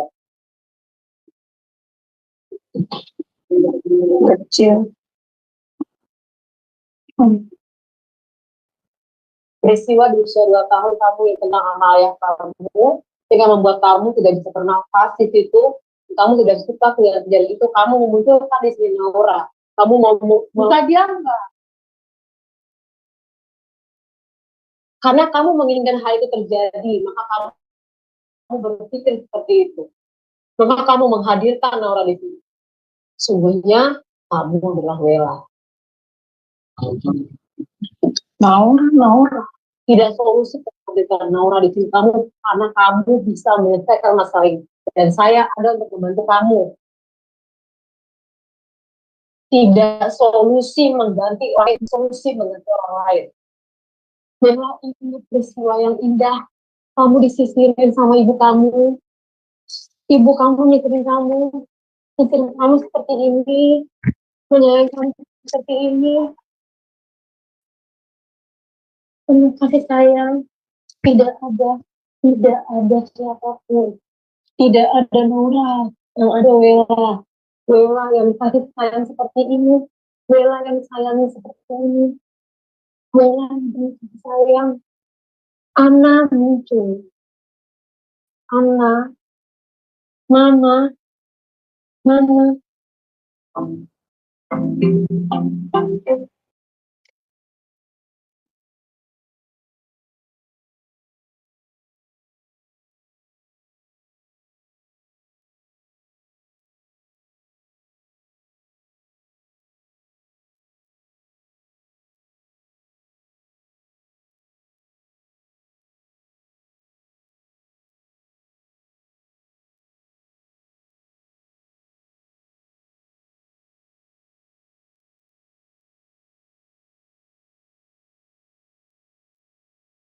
Sepertinya untuk bisa menyelesaikan, dan saya punya harapan yang luar biasa untuk masuk kejadian ini. Dari kejadian, dan saya micro expression selain psikologi juga, saya bisa mengetahui apakah saya atau tidak. Ya Bapak Ibu, terima kasih untuk waktu. Kita bisa menyaksikan dan belajar tentang gangguan kepribadian. Kasus Novela adalah kasus yang menghebohkan ya Bapak Ibu ya, beberapa tahun yang lalu, karena ada seorang yang punya gangguan lebih daripada 9. Begitu. Nah ini Bapak Ibu, makanya saya pernah bilang di pertemuan pertama bahwa orang punya gangguan kepribadian, kalau dia nggak diberikan, dia akan bisa multiplikasi, bisa menambah muncul kegangguan-gangguan pribadi yang lain. Tadi kalau kita lihat dari ceritanya dia punya gangguan kepribadian 2 sebenarnya, kita bisa lihat. Ada cirinya yang kita bahas malam hari ini. Yang pertama, dia hindar. Yang kedua adalah dependent. Dependent itu apa? Kita lihat bahwa dia ketergantungan sama mamahnya itu tinggi sekali. Jadi dia nggak merasa nggak berdaya ketika tidak ada mama. Tapi setiap momen yang dia rasakan dari mamanya itu selalu dia ingat. Kenapa dia lebih sayang kepada mamanya? Tadi kan dia cerita masa lalu kan. trauma itu trauma masa lalu karena menyebabkan dia ketakutan. Dia pernah hampir mati dilempar cangkul oleh papanya kan. Nah, kadang-kadang inilah kelakuan orang tua yang seringkali kepada anak seperti itu, yang tanpa dia sadar orang tua akhirnya anak akan mengalami sama seperti Novela. Nah, makanya inilah pembelajaran bagaimana Tuhan sebenarnya mengajarkan kepada kita membangun rumah tangga Kristen itu seperti apa. Ya nanti kita mungkin bisa belajar ke sana Bapak Ibu. Kita masuk kepada materi pendidikan agama Kristen, bagaimana kita membangun dan menerapkan rumah tangga Kristen, peran Bapak, fungsi Bapak, dan peran Mama, si Mama seperti apa gitu. Oke, terima kasih Bapak Ibu Saudara, materi kita selesai. Ya, kita bahas memang tidak terlalu lama karena kita ada diskusi ataupun juga mungkin nanti kita bisa berbicara tentang pengalaman-pengalaman yang mungkin Bapak Ibu pernah temui berkaitan dengan masalah-masalah gangguan kepribadian ini. Entah itu di dalam pelayanan, entah itu teman, keluarga, atau kenalan, sehingga kita bisa menambah pengetahuan kita tentang hal ini. Ya, terima kasih Bapak Ibu. Baik, terima kasih Pak Dedi, luar biasa materi malam ini ya, atau diskusi tentang materi konseling malam ini, tentang kelainan kepribadian 4 ketiga. Silakan resen terlebih dahulu, supaya mute-nya dapat dibuka ya. Baik, Pak Dedi, mengenai video yang barusan ditayangkan ya Pak, waduh. Iya, Bu. Satu orang bisa mengalami 9 kepribadian, bayangkan coba Ibu Heni. Ya. Luar biasa. Iya, saya kalau ketemu dia saya pengen peluk dia loh. Tadi saya nonton itu saya kasihan sekali. Saya pengen peluk dia. Iya, kalau dia mendengarkan siaran ini peluk ini saya dari kamu ya. Untuk dia, kamu tidak sendiri, ya kamu pasti sembuh. Ya, percaya gitu, berharap. Makanya Tuhan Yesus yang bisa menyembuhkan sih ya. Saya nggak tahu, mungkin iman kita berbeda, tetapi datanglah kepada sumber kehidupannya itu, yaitu Tuhan Yesus yang bisa memulihkan keadaan kita. Ya gitu tadi Bu Aling. Saya sedih sekali mendengar tatapan wajahnya yang hampa ya. Hampa gitu. Terus kelihatan loh dari mimik wajahnya itu dia kesel, dia merasa kayak tertekan gitu, kelihatan banget gitu waktu dia menceritakan masalah kendala kehidupan dia gitu. Itu adanya dia di Jakarta atau di mana ya? Jakarta Bu, kan si Kopi Amalia di Jakarta. Oh, dia orang terkenal ya Pastor? Ya Pak Dedi ya. Kopi Amalia itu si Kok Bu. Oh, mahal kalau ketemu dia itu. Oh, yang tadi ini ya, Pak Dedi yang Kopi Amalia itu psikolognya ya. Yang udah kasus-kasus berat, makanya dia yang tangan itu 9 kepribadian, ubahnya gampang. Satu aja, apa gitu 9. Betul. Ya, tapi kalau secara manusia, Kopi kalau puasa Tuhan, enggak Mas. Yang saya tanya korbannya itu, korban, maksudnya bukan korban, yang sakit itu, yang sakit itu tadi, yang punya 9 kepribadian itu loh. Ya, dia berdomisili. Iya, karena gini, Bu, kalau kita lihat, itu kan kemarin tuh video itu saya pakai buat anak-anak belajar menganalisa sebenarnya. Tadi salah satu contoh kan saya sebut. Dia adalah menarik diri kan. Sebenarnya permasalahannya banyak ini anak. Kalau kita lihat dari urutan kronologi yang diceritain, itu dia ada korban bully dari teman-temannya situ. Kemudian dia ada perasaan ketakutan dan dia berusaha untuk menghindar karena dia nggak yakin bahwa dia bisa diterima oleh teman-temannya kan. Nah itu gangguan kepribadian apa tadi, menghindar. Nah terus dia juga ada ketergantungan yang sangat kuat kepada mamahnya. Jadi dia nggak bisa sendirian. Nah sekarang kan kalau di kasus itu mamanya sudah tidak ada tuh. Jadi papanya sudah meninggal, mamanya sudah meninggal. Nah makanya dia berusaha untuk cari figur lain. Figur lain ini siapa? Dia tidak temukan dari sosok orang yang misalkan kayak kita begini nih ya. Dia tidak temukan itu, tetapi dia temukan itu di dalam fantasinya dia. Makanya ada sosok Naura, ada sosok Bilqis, ada sosok siapa. Nah dia berusaha untuk itu, sehingga dia merasa ada teman yang menemani dia. Itu di dalam imajinasinya dia. Nah, itu seperti itu. Makanya, nah tadi ketika dia ada perubahan suara tuh ya dari posisi Noella masuk kepada Naura, kan tadi dia ada berubah tuh tatapan matanya apa semua. Nah itu yang disebut dengan alter ego. Bu. Alter ego adalah perpindahan dari karakter asli kepada karakter yang berikutnya. kepada Itu sosok yang berikutnya. Itu disebut dengan alter ego. Nah, ketika dia tampil sebagai Nora, di situ dia ternyata menunjukkan bahwa karakter Nora ini adalah karakter yang temperamen, begitu. Makanya tadi dia marah, dia tersinggung kan. Dia mengeluarkan sikap ketusnya dia, bawel apa segala macam. Nah, itu gitu. Sebenarnya kalau kita gali ke dalam lagi, kenapa dia seperti itu? Karena dia tahu kelemahannya dia. Jadi dia berusaha untuk mengubah keadaan jati diri dia sebenarnya dengan sosok figur lain yang bisa menutupi kekurangan dia, kelemahannya dia. Gitu. Jadi diambil sosok orang lain ada di dalam bayangan dia. Dan jadi orang yang tegas dan menutupi kekurangannya dia. Itu. Itu karena itu ya Pak Deddy, karena bermula dari luka batin dia masih kecil dan trauma-traumanya ya Pak ya. Lalu kemudian dia ditinggalkan oleh ibunya dan dia tidak ada sosok yang bisa dia andalkan. Jadi dia membangun imajinasinya ya Pak tentang sosok pribadi. Dan tadi ada yang menyebabkan dia juga akhirnya muncul kembali bayangan ketika dia masih kecil. Ketika dia bilang ada di pantai, dia melihat ada seorang anak kecil, anak perempuan yang dipukuli oleh papahnya. Jadi mengingatkan dia kembali akan satu peristiwa ketika dia juga pernah mengalami perlakuan kasar dari papahnya. Itu. Nah, jadi bertambah-tambah lagi tuh. Begitu. Jadi memorinya dia diingatkan lagi dengan satu peristiwa. Dia balik lagi mundur ke masa lalu kan. Nah, itu. Nah, jadi benar-benar ya Pak Deddy. Makanya ini. Berarti keluarga ini bermula semua dari keluarga ya Pak. Iya, dari keluarga. Betul. Karena siapa lagi yang bisa menimbulkan luka batin dan kekerasan dan juga trauma kalau bukan dari lingkungan keluarga terutama ya Pak, di dalam keluarga terlebih dahulu. Betul. Dan ini biasanya ya silakan Pak. Ya silakan Bu.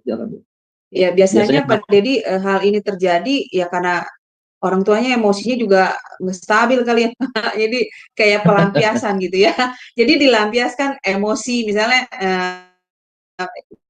bapak ibunya bertengkar masalah rumah tangga gitu, masalah hubungan. Nah, itu emosinya dilampiaskan ke anaknya tuh, Pak. Anaknya jadi dijadikan kayak pelampiasan emosi ya, misalnya marah lalu dia pukul anaknya. Nah, itu banyak tuh Hendy saya lihat dalam sebuah keluarga yang kalau belum benar-benar mengenal Tuhan ya, mengenal Yesus.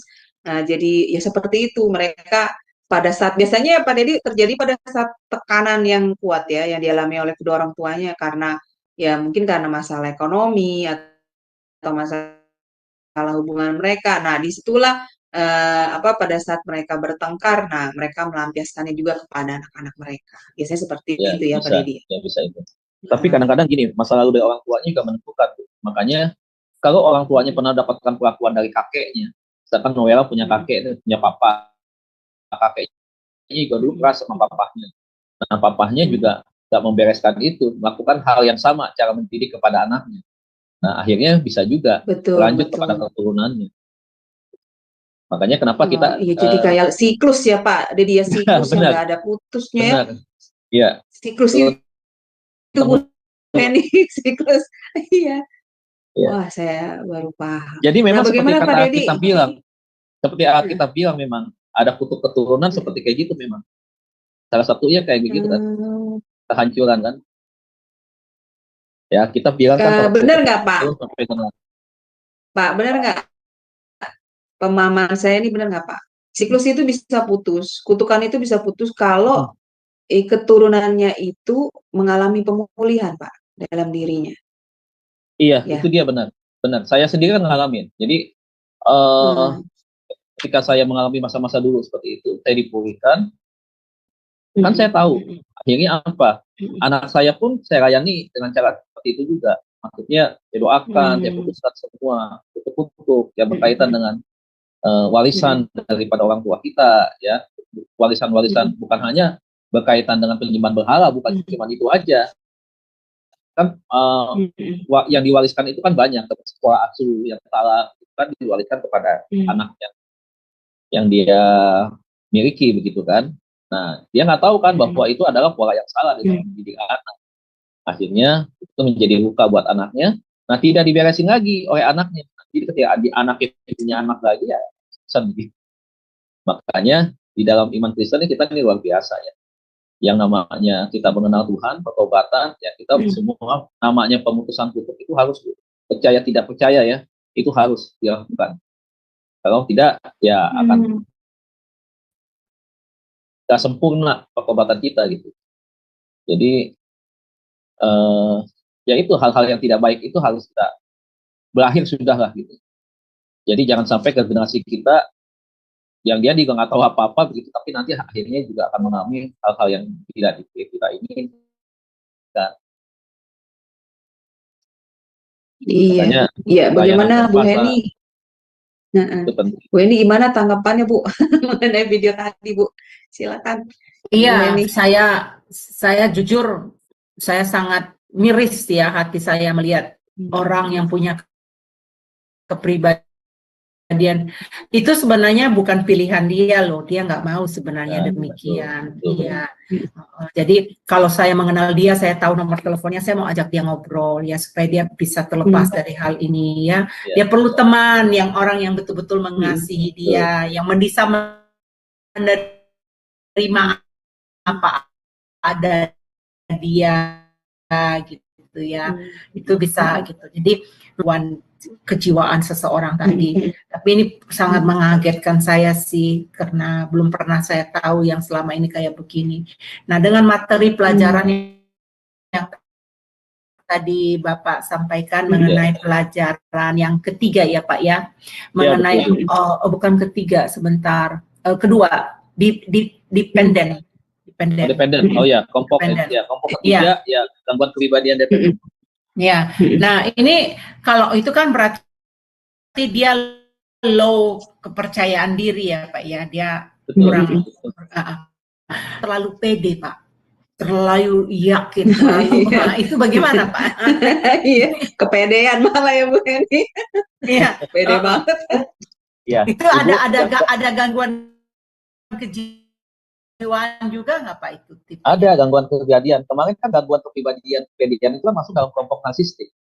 Bahwa dia merasa paling sempurna. Yang itu benar, paling pede itu yang narsistik itu. Masuknya dalam narsistik. Makanya dia narsis terus. Masa gue paling pintar, gue paling cantik, paling ganteng, paling keren, kepedean.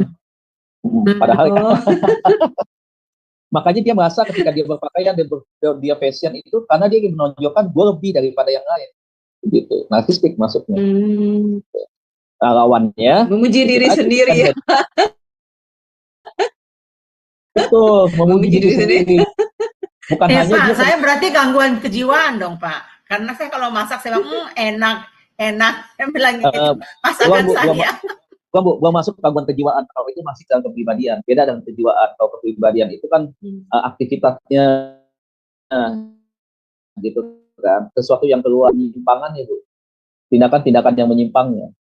Kayak kemarin kita bahas tentang gangguan kejiwaan daripada penyimpangan seksual. Itu sebenarnya udah masuknya ke yang lebih parah lagi daripada gangguan kepribadian.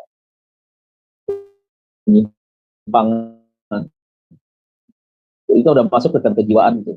Saya pikir saya terganggu itu Pak, karena saya suka kalau makan saya videoin enak saya. Kata teman saya makan sendiri, puji sendiri katanya.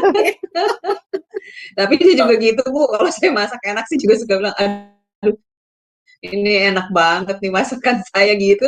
Sama Bu Heni, mungkin karena refleks kali, memang rasanya enak Bu, jadi kita ngomongnya enak gitu. Kalau satu kali Bu, bisa jadi seperti itu. Satu kali Bu Aling, Bu Heni, kalau misalkan orang menampilkan sesuatu yang dia posting cuma sekali, 2 kali, itu masih wajar. Apalagi itu misalkan kita kayak Bu Heni masak gitu kan, bikin masakan begitu, terus kemudian ditunjukkan begitu. Saya pikir itu sesuatu yang masih wajar gitu. Nah, yang nggak wajar itu adalah ketika dia menampilkan diri dia di berbagai tempat dengan beberapa pose begitu, dan intensitasnya dia itu memposting itu satu hari itu bisa lebih dari 5-6 kali. Nah, itu sudah masuk dalam kategori masuk ke dalam narsistik gitu. Gitu. Berlebihan ya Pak, pokoknya segala sesuatu yang berlebihan lah itu Bu Heni. Itu udah masuk ke ada kelainan kepribadian. Nah, ini mengenai yang kepribadian ketiga ya Pak, situ kan ada dikatakan sering melakukan berulang-ulang. Ya, situ ya Pak Dedi yang kepribadian yang ketiga tadi ya. Sering melakukan yang berulang-ulang. Nah, ini ada loh Pak pada diri saya. Ini salah Yang mana satunya, nih? yaitu Yang ini yang nomor 4. Kata orang-orang, Yuan saya suka mengulang kata-kata gitu. Seperti itu, Bu Heni.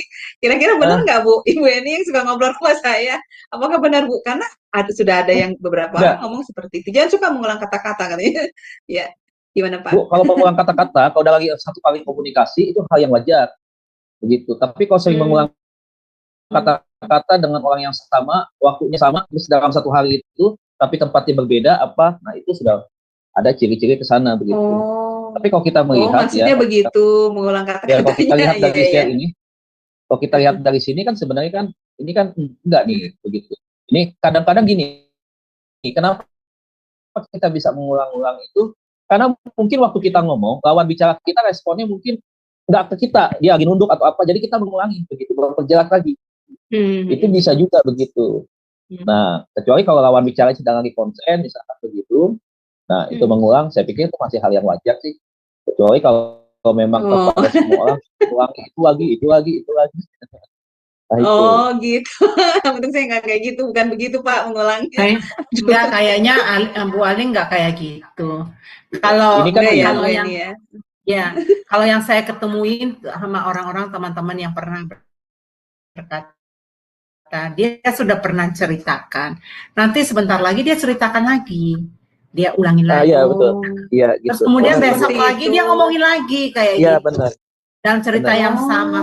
Saya kan aku udah dengar cerita kamu cerita lagi yang situ sama-sama. Jadi, nah saya tipe orang yang punya gangguan juga nih Pak. Kalau mendengarkan perkataan yang berulang-ulang itu spanning saya Pak. Nah itu gimana tuh Pak Dedi?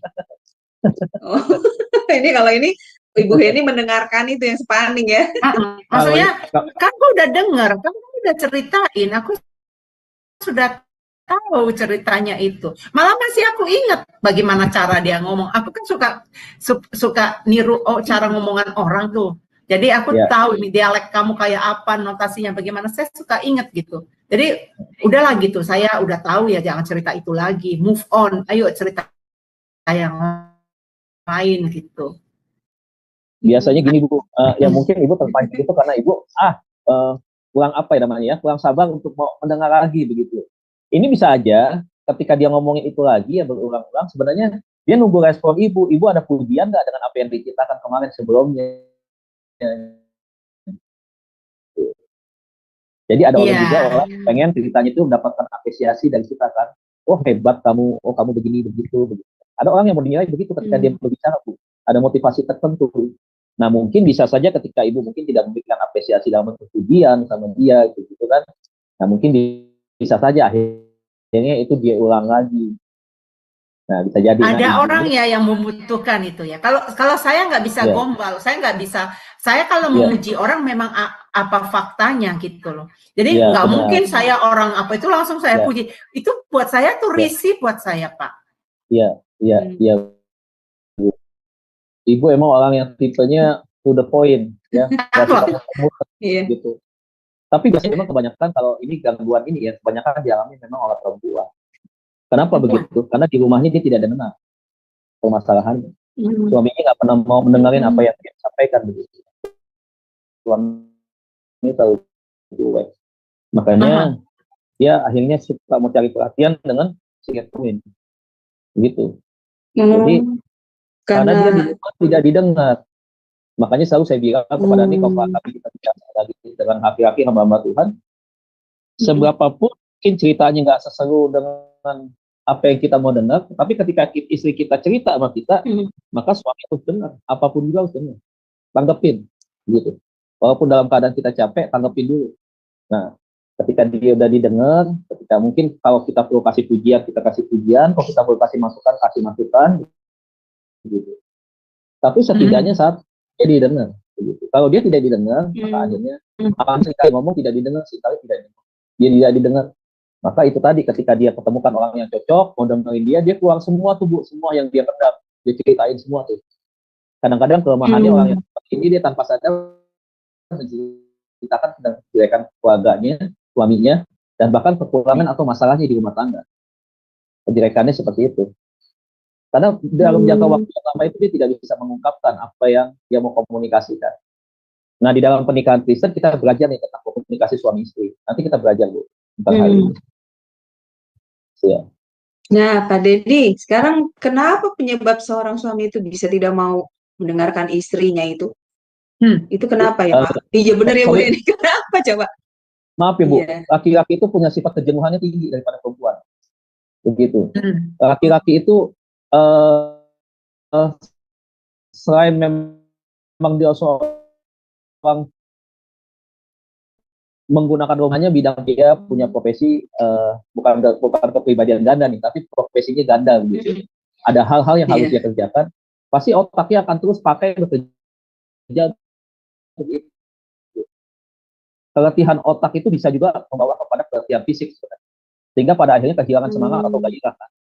Jadi kadang-kadang ketika dia ada di rumah dengan otak yang sudah dia pakai dengan begitu banyak bekerja, ya, kemudian ditambah lagi dengan mungkin fisiknya, sehingga akhirnya menyebabkan kelelahan sampai di rumah, sehingga akhirnya itu tadi dia nggak akan konsep.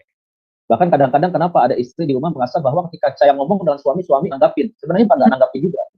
Dia dengar begitu, walaupun dia wajahnya seperti kemana-mana, pikirannya seperti kemana-mana, tapi sebenarnya dia nangkep begitu. Dia tahu apa yang disampaikan. Cuman kan kalau seorang istri kan harusnya kita juga menauin ya, bahwa dia kan kalau waktu mau didengar kan juga kita kan harus lihat gestur kita seperti apa, respon kita seperti apa, pandangan mata kita ke dia seperti apa.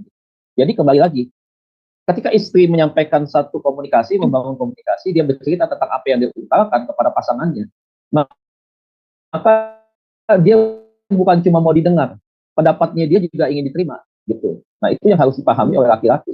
Nah, itu tadi. Nah, kalau kebiasaan nggak pernah didengerin, akhirnya sang istri itu kayak cicarawa. Belum cicarawa di mana ngoceh, gitu. Sama siapa aja ngoceh aja. Iya, baik.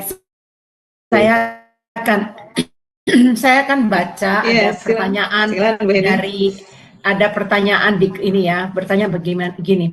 Bagaimana dengan tidak percaya diri untuk ketemu orang? Apakah itu gangguan, Pak Pendeta? Silakan dijawab. Makasih. Kalau yang namanya minder itu semua ada pada diri kita sebenarnya. Contoh ya, misalkan seorang pendeta yang level menengah, anggaplah saya nih, saya ketemu Pak Niko misalkan begitu, secara pribadi jalan pergi duduk berdua sama Pak Niko ngobrol gitu misalkan, itu pasti akan ada rasa minder saya, karena ada merasa bahwa saya, saya kan di bawahan dia nih, dia kan lebih tinggi dari saya nih, pasti ada pikiran saya gitu.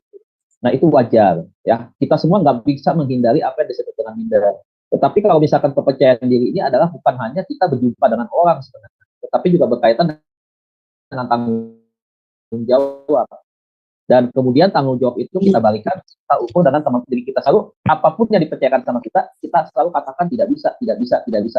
Nah, itu mungkin ya ada satu hal yang mungkin harus kita evaluasi, yang harusnya kita selidiki lebih dalam lagi. Gitu. Kenapa ya setiap orang kasih kepercayaan ke saya merasa saya nggak bisa, gitu.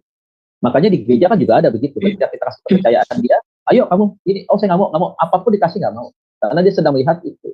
Saya nggak pernah punya potensi. Ya. Kehilangan kepercayaan diri, bukan tidak punya kepercayaan diri, tapi kehilangan rasa percaya diri. Nah, itu sudah gangguan kepribadian. Tapi kalau dengan pertanyaan yang tadi ditanyakan itu masih dalam batas normal, sebenarnya. Saya pun sampai hari ini pada begitu. Ketika kita tapi perlu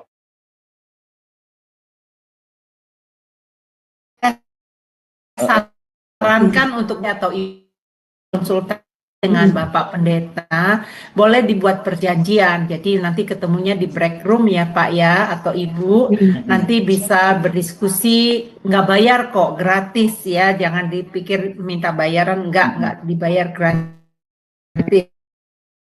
Jadi kalau kalian butuh bantuan ya Pak, saya tolongin gitu, nanti bikin perjanjian gitu. Ayo naik ke Zoom, nanti kita ketemunya di break room sama Bapak Pendeta ya. Nah, silakan Pak, diteruskan. Iya, jadi itu ya Bu ya. Jadi kita lihat kriteria kriteria juga kan. Kalau kita lihat di sini kan ada banyak kriteria-kriteria, tidak hanya cuma satu. Tadi yang Ibu bilang kan mungkin di poin 16 saja nih, kurang percaya diri kan. Gitu.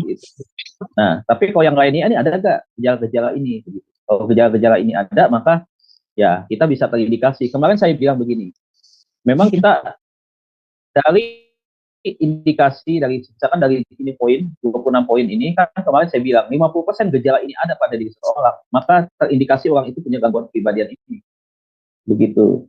50% ya, maka sudah terindikasi. 50% sebenarnya sudah mengarah kepada gejala FIPD. Begitu. Tapi kalau cuma satu doang, kayak misalkan kayak tadi, 16 percaya diri, ya kadang-kadang kita pun tidak bisa seperti itu, gitu. Misalkan ada tugas-tugas tertentu yang dipercayakan kepada kita belum pernah mencobanya, tapi kita mau mencoba untuk belajar. Nah, ada tuh salah satu orang percaya diri, walaupun presentasinya nggak besar sebenarnya, tapi pasti ada. Sikap tegang dan takutnya ada nggak? Ada. Tetapi itu tadi, ini gangguan-gangguan kepribadian ini juga berkaitan dengan stres ya, berkaitan dengan stres. Jadi kalau misalkan gangguan kepribadian ini ya, sikap tegang dan takut, kurang percaya diri, ya itu kepada kita sama ya. Tetapi kepada sesuatu pekerjaan apabila sudah diselesaikan ini hilang, itu normal. Begitu. Misalkan kita dilakukan pekerjaan sesuatu yang kita belum pernah anggaplah, misalkan disuruh khotbah di gereja, selama ini belum pernah khotbah di gereja misalkan.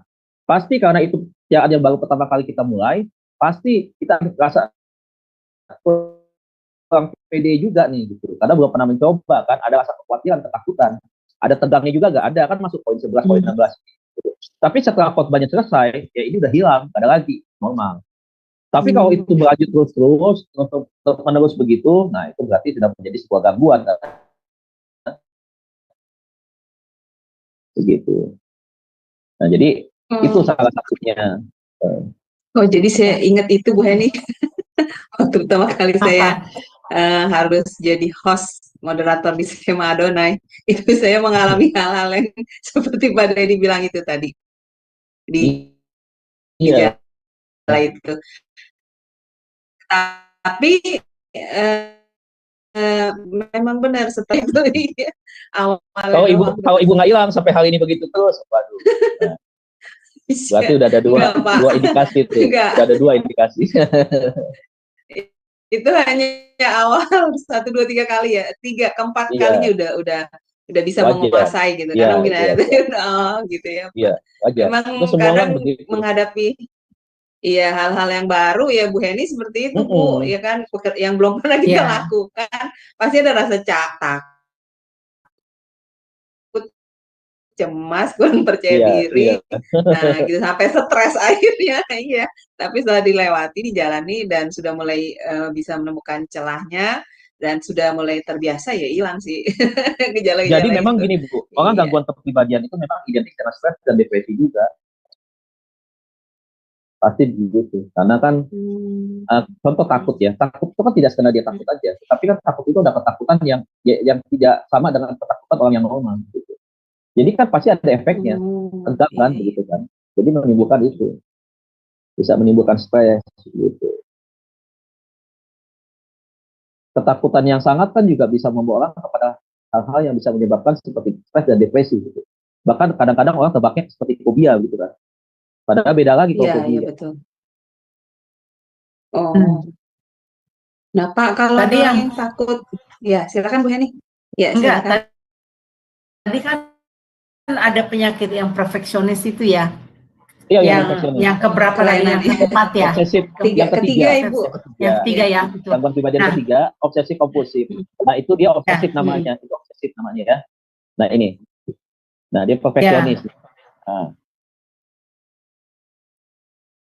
Jadi dia nuntut orang itu selalu harus sempurna gitu. Nah repotnya kalau udah nikah, satu punya suami selebor, istrinya biasa rapi, jadi rame, iya. Istrinya nggak nyaman tuh, nggak nyaman. Jadi bisa kalau orang bahasa sehari-hari bilang, istrinya tekanan batin punya suami kayak gitu. Iya benar-benar bener ya. Bisa jadi ya Pak, karena yang satu perfeksionis, yang satu selebor, yang satu perfeksionis, yang satu berantakan, gitu, nggak nyambung. Iya. Jadi ya inilah fakta Bu di dalam realita kehidupan kan seperti itu kan. Ada perbedaan-perbedaan. Nah, makanya ini. Nah, sebenarnya orang ekstrovert ya itu juga kan sama orangnya. Bisa bersosialisasi dan memang orangnya kadang-kadang juga punya kelebihan untuk mengerjakan sesuatu lebih rapi gitu. Introvert lebih lagi karena juga itu kan dia lebih banyak menyendiri begitu. Kurang bisa bersosialisasi seperti orang ekstrovert. Tetapi kan juga sama, dari dua itu kan mereka juga mengerjakan sesuatu yang perfect, yang bagus begitu. Apa itu memang adalah bagian daripada yang orang. Tetapi kalau yang ini beda, segala sesuatu yang dikerjakan itu dia bisa. Itu tadi prinsipnya dia ingin menginginkan sesuatu perfect, tetapi menurut dia kalau orang lain yang kerjain itu nggak akan bisa perfect, hanya dia harus bisa perfect. Ujung-ujungnya dia sendiri capek hati, iya, karena dia harus mengulangi pekerjaan itu. Ini kelebihan, maksudnya kelebihan, perfeksionisnya kelebihan ya. Perfeksionis. Jadi kalau misalkan dia bersihkan kaca, jendela masih ada debu gitu ya, bantu dia ngerjain. Dia malah tuh, dia bisa malah-malahin anak buahnya, si pembantu rumah tangga itu. Jadi kalau orang orang umum bilang, nyonyanya bawel banget, ini salah, itu salah. Nah, sebenarnya itu. Iya. Iya, Bu Heni, apakah ada yang mau bertanya lagi di chat, Bu? Kayaknya nggak ada di chat, udah nggak ada pertanyaan. Kita nanti sambung ke ada di grup nggak? Ada di sini nggak? Nggak ada, Bu. Di sini nggak ada. Tidak ada yang bertanya. Nah, ini Bu Heni mau nanya apa, Bu, yang kepribadian ketiga ini, Bu Heni? Iya, ini saya tadi dengar ini kayak gue juga nih, kayaknya nih ngomong aku juga ini gitu. Tapi enggak, Bu. Tadi Pak Denny bilang memang kalau orang ekstrovert dan introvert itu memang ada perfeksionisnya itu, tetapi tidak kalau sudah sampai berlebihan, nah itu baru masuk kelainan kepribadian tuh, Bu Heni. Berlebihannya itu maksudnya ya seperti misalnya orang lain yang mengerjakan tapi merasa tetap nggak puas, jadi harus turun tangan sendiri mengerjakan. Nah itu seperti itu, Bu, yang disebut kepribadian ketiga ini. Iya. Dulu saya gitu, saya tuh nggak puas kalau orang lain yang kerjakan. Saya mau kerjakan sendiri. Saya nggak percaya orang kerjain. Jadi kalau orang, dulu saya kan suka bikin masakan di sini ya. Kalau orang buat itu kadang-kadang ukurannya ada yang bengkok, ada yang bulat, ada yang lonjong. Itu gatel mata saya. Dan hati saya tuh radanya, aduh gimana sih gitu. Tapi saya mulai belajar untuk merubah. Saya mulai belajar untuk menerima. Karena manusia itu semuanya nggak sama. Ada yang bisa mengerjakan seperti yang saya kerjakan, ada yang tidak bisa mengerjakan seperti apa yang saya kerjakan. Jadi saya mulai merubah pikiran saya bahwa menerima orang itu apa adanya. Gitu. Ya, saya termasuk orang yang begitu dulu, makanya saya bilang, wah saya disinggung nih dulu kayak apa. Saya itu kalau ngambil gunting kuku, lu kalau nggak kembalikan lagi ke laci yang dimana saya tempatkan itu gunting kuku, saya itu bisa marah. Itu hal kecil ya, Bu Heni ya? Bisa marah banget ya. Saya sudah bilang, sapu taruhnya di sini ya. Jangan nanti sapu ditaruhnya di mana. Nanti sapu taruhnya di mana gitu. Saya bilang, waduh, ntar habis mereka pakai, sapu ditaruh sembarangan. Itu nggak bisa saya terima dulu itu. Nah, makanya saya bilang, termasuk itu dulu saya, orang termasuk obsesif, kompulsif ini.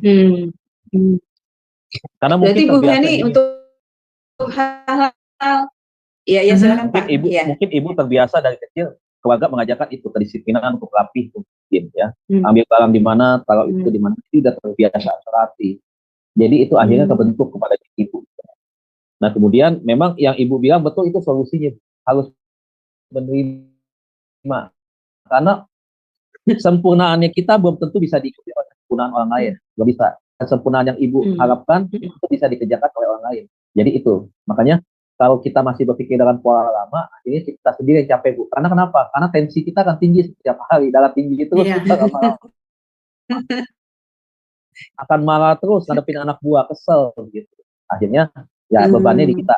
Punya anak buah tadinya untuk membantu kita, malah akhirnya menambah masalah buat kita. Kita jadi tegang setiap hari gitu. Karena itu tadi tuntutannya mungkin terlalu tinggi, anak buah atau asisten nggak bisa melakukan hal yang sama seperti ibu, seperti kita yang semua kita kerjakan. Ya udah akhirnya. Nah kembali lagi skill orang semua beda-beda, daya tangkap orang beda-beda. Tapi mungkin bisa saja ada yang bisa ngikutin begitu kan. Nah kalau yang ngikutin akhirnya kan ketemu jadi cocok. Gitu. Nah, mungkin bisa. Oh iya, benar-benar Bu. Iya. Yang bisa Jadi, memahami gitu ya, ibaratnya gitu, ibaratnya baut 10, ya ketemunya baut 8 terus, baut 8, baut 7, bautnya baut 8. Jadi nggak ketemu kan? Nah satu kali ketemu nih, begitu kok jadi. Nih saya sama si Aling panci sama tutup nih Pak. Cocok gitu. Klub ini panci sama tutup. Saya sudah uji tes karakternya dia. Wah ini panci sama tutup, pantesan aja adem. Cocok. Auranya ya Bu, energinya adem. Iya benar. Iya. Iya memang benar sih ya Bu Heni, kalau punya kepribadian perfect begitu, memang untuk hal-hal yang kita dapat misalnya nggak seperti keinginan kita, pasti bikin kita stres ya Bu ya, gondok gitu kayaknya, kesel banget gitu ya. Pasti seperti itu. Tapi saya nggak sampai yang itu Pak. Kalau uang itu dicuci Pak, udah dicuci disetrika. Ini tuh duit. Saya bilang, duh kamu gimana sih? Kotor. Habis dia pegang, dia cuci tangannya lagi sampai tangan semua sampai. Alhamdulillah, saya bilang, udah deh, udah bersih itu duit, enggak kotor. Jadi duduknya dia mau kursi duduk, dia rapiin dulu. Terus kita mau masuk ke rumah dia, lu habis dari luar, tunggu, dibersihin dulu. Aduh, sampai sana. Ya itu dia kelainan. Baru saya tahu kepribadian. Dulu nggak ngerti. Saya juga ada Bu Heni teman yang begitu. Jadi dia cuci tangan mulu Bu Heni. Sampai malam-malam waktu tidur dia malah sibuk bolak-balik kamar mandi nyuci tangan. Ya.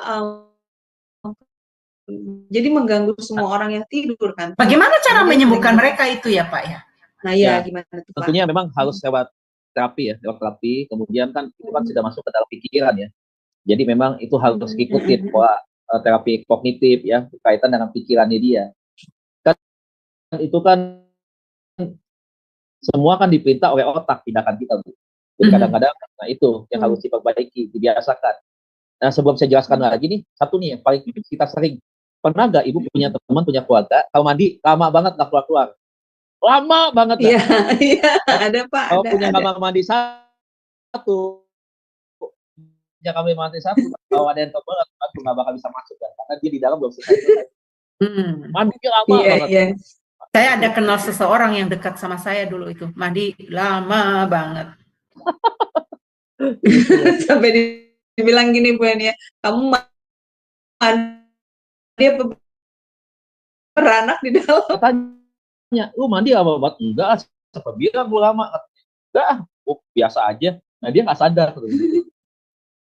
Terus lagi kalau orang yang punya gangguan kepribadian begitu, mereka nggak memikirkan keperluan orang ya Pak ya. Mereka udah nggak bisa, nggak cermat, udah nggak tahu orang membutuhkan ini, orang mau pakai kamar mandi gitu, udah nggak butuh. Jadi egoisnya tuh, pokoknya aku nggak merasa bahwa apa aku pakai gitu terus. Aduh luar biasa saya pikir. Karena jadi, dia tidak sadar Bu, dia tidak menyadarinya. Dia udah putus ya Pak, urat sarafnya udah putus ya. Karena gini, yang dia pikirkan adalah keasikannya itu. Yang dia pikirkan keasikannya itu. Jadi ketika sedang dia keasikannya itu, rasanya memang sulit untuk dihentikan begitu. Makanya kan tadi kan tidak dijelaskan kan berulang-ulang begitu kan. Nah dia lakukan itu tuh. Memang Bu, memang orang yang punya tipe kepribadian ini, gangguan kepribadian ini, memang orangnya bersih begitu. Tapi menyusahkan orang begitu. Bayar listrik mesti berapa ini? Pokok listrik bisa habis terus sama dia tuh. Tapi gitu. Nah, itulah makanya. Ya. Banyak yang kita Tapi- makanya orang-orang yang kayak gini nih kita bisa temukan begitu. Di komunitas kita pasti ada aja walaupun tidak. Iya, pasti. Ada aja satu dua kita bisa ketemu tuh. Bisa ketemu model-model kayak gitu. Nih, kita waktunya udah sampai, nanti kita diskusi sama Pak Dedi setelah live acara ya. Jadi ada mungkin ada Ibu Nita mau ngobrol ya, ada ibu-ibu di sini yang mau ngobrol. Mungkin mereka malu kalau didengerin. Nanti biasanya seru tuh. Kalau kita kan kayak minggu kemarin kan seru tuh. Setelah live kita jadi masih panjang ya Bu. Masih panjang, iya. Ya Si Bu Aling. Ya, oke, baik karena waktu juga sudah semakin larut ya. Baik, kita akhiri kelas ini. Baik Pak Dedi, tolong closing statement-nya tentang materi pembelajaran hari ini dan tutup doa buat kami semua. Saudara semua, materi kita untuk membahas 3 kelompok gangguan kepribadian sudah selesai. Nah, gangguan kepribadian ini adalah bagian daripada masa lalu daripada orang yang pernah mengalaminya ya. Tidak hanya dalam bentuk trauma, tetapi juga salah satunya karena mungkin pola asuh, juga karena lingkungan, faktor genetik, dan juga karena di dalam hubungan sosial dengan orang lain itu bisa muncul. Jadi orang yang punya gangguan kepribadian, pesan saya adalah jangan dimusuhi, jangan dikucilkan, tetapi harus kita rangkul. Ya. Kita harus menjadi penyembuh, bukan penolak mereka. Begitu. Kita harus menjadi partner untuk bisa membawa mereka, memberikan mereka sampai akhirnya mereka bisa kembali bukan normal ya, tetapi mereka bisa menjadi satu pribadi yang tidak terbeban dengan hal-hal yang membuat tindakan maupun reaksi daripada orang tersebut akhirnya tidak sesuai seperti apa yang diharapkan pada umumnya begitu ya. Jadi saya pikir itu ya closing statement-nya, dan kita akan tutup di dalam doa malam hari ini pembelajaran gangguan kepribadian kelompok 3. Mari kita berdoa. Terima kasih Bapak yang baik. Kami mengucap syukur, berterima kasih karena Kau telah menolong kami, menyertai kami, menuntun kami di dalam pengajaran kami malam hari. Kami bersyukur dan bangga Tuhan bahwa tim ini boleh menjadi tim pelayan yang solid Tuhan. Melayani Tuhan bersama-sama, unity Tuhan, mengembangkan ini semua kemuliaan. Ya Tuhan, lewat channel ini banyak orang diberkati, banyak orang semakin belajar, mengenal apa yang kami sudah sampaikan Tuhan. Setiap para pengajar, kiranya kami jadi berkat Tuhan, dan nama Tuhan dipermuliakan lewat channel ini. Terima kasih. Kami akhiri tutup pengajaran malam hari ini di dalam nama Bapa, Putra dan Roh Kudus. Kiranya kasih anugerah Tuhan, perlindungan daripada Tuhan Yesus Kristus, penyertaan Allah Roh Kudus akan menuntun kita semua dan membawa kita untuk kita bersama-sama besok melanjutkan aktivitas kita, beribadah, memuji, memuliakan Tuhan, dan melaksanakan semua tugas pekerjaan kita. Di dalam nama Tuhan Yesus kami berdoa dan bersyukur. Haleluya. Amin. Amin. Terima kasih Pak Dedi untuk pelayanannya. Semoga pelayanan Pak Dedi menjadi berkat lebih lagi bagi banyak orang. Terima kasih Bapak Ibu sudah stay bersama kami sampai semalam ini.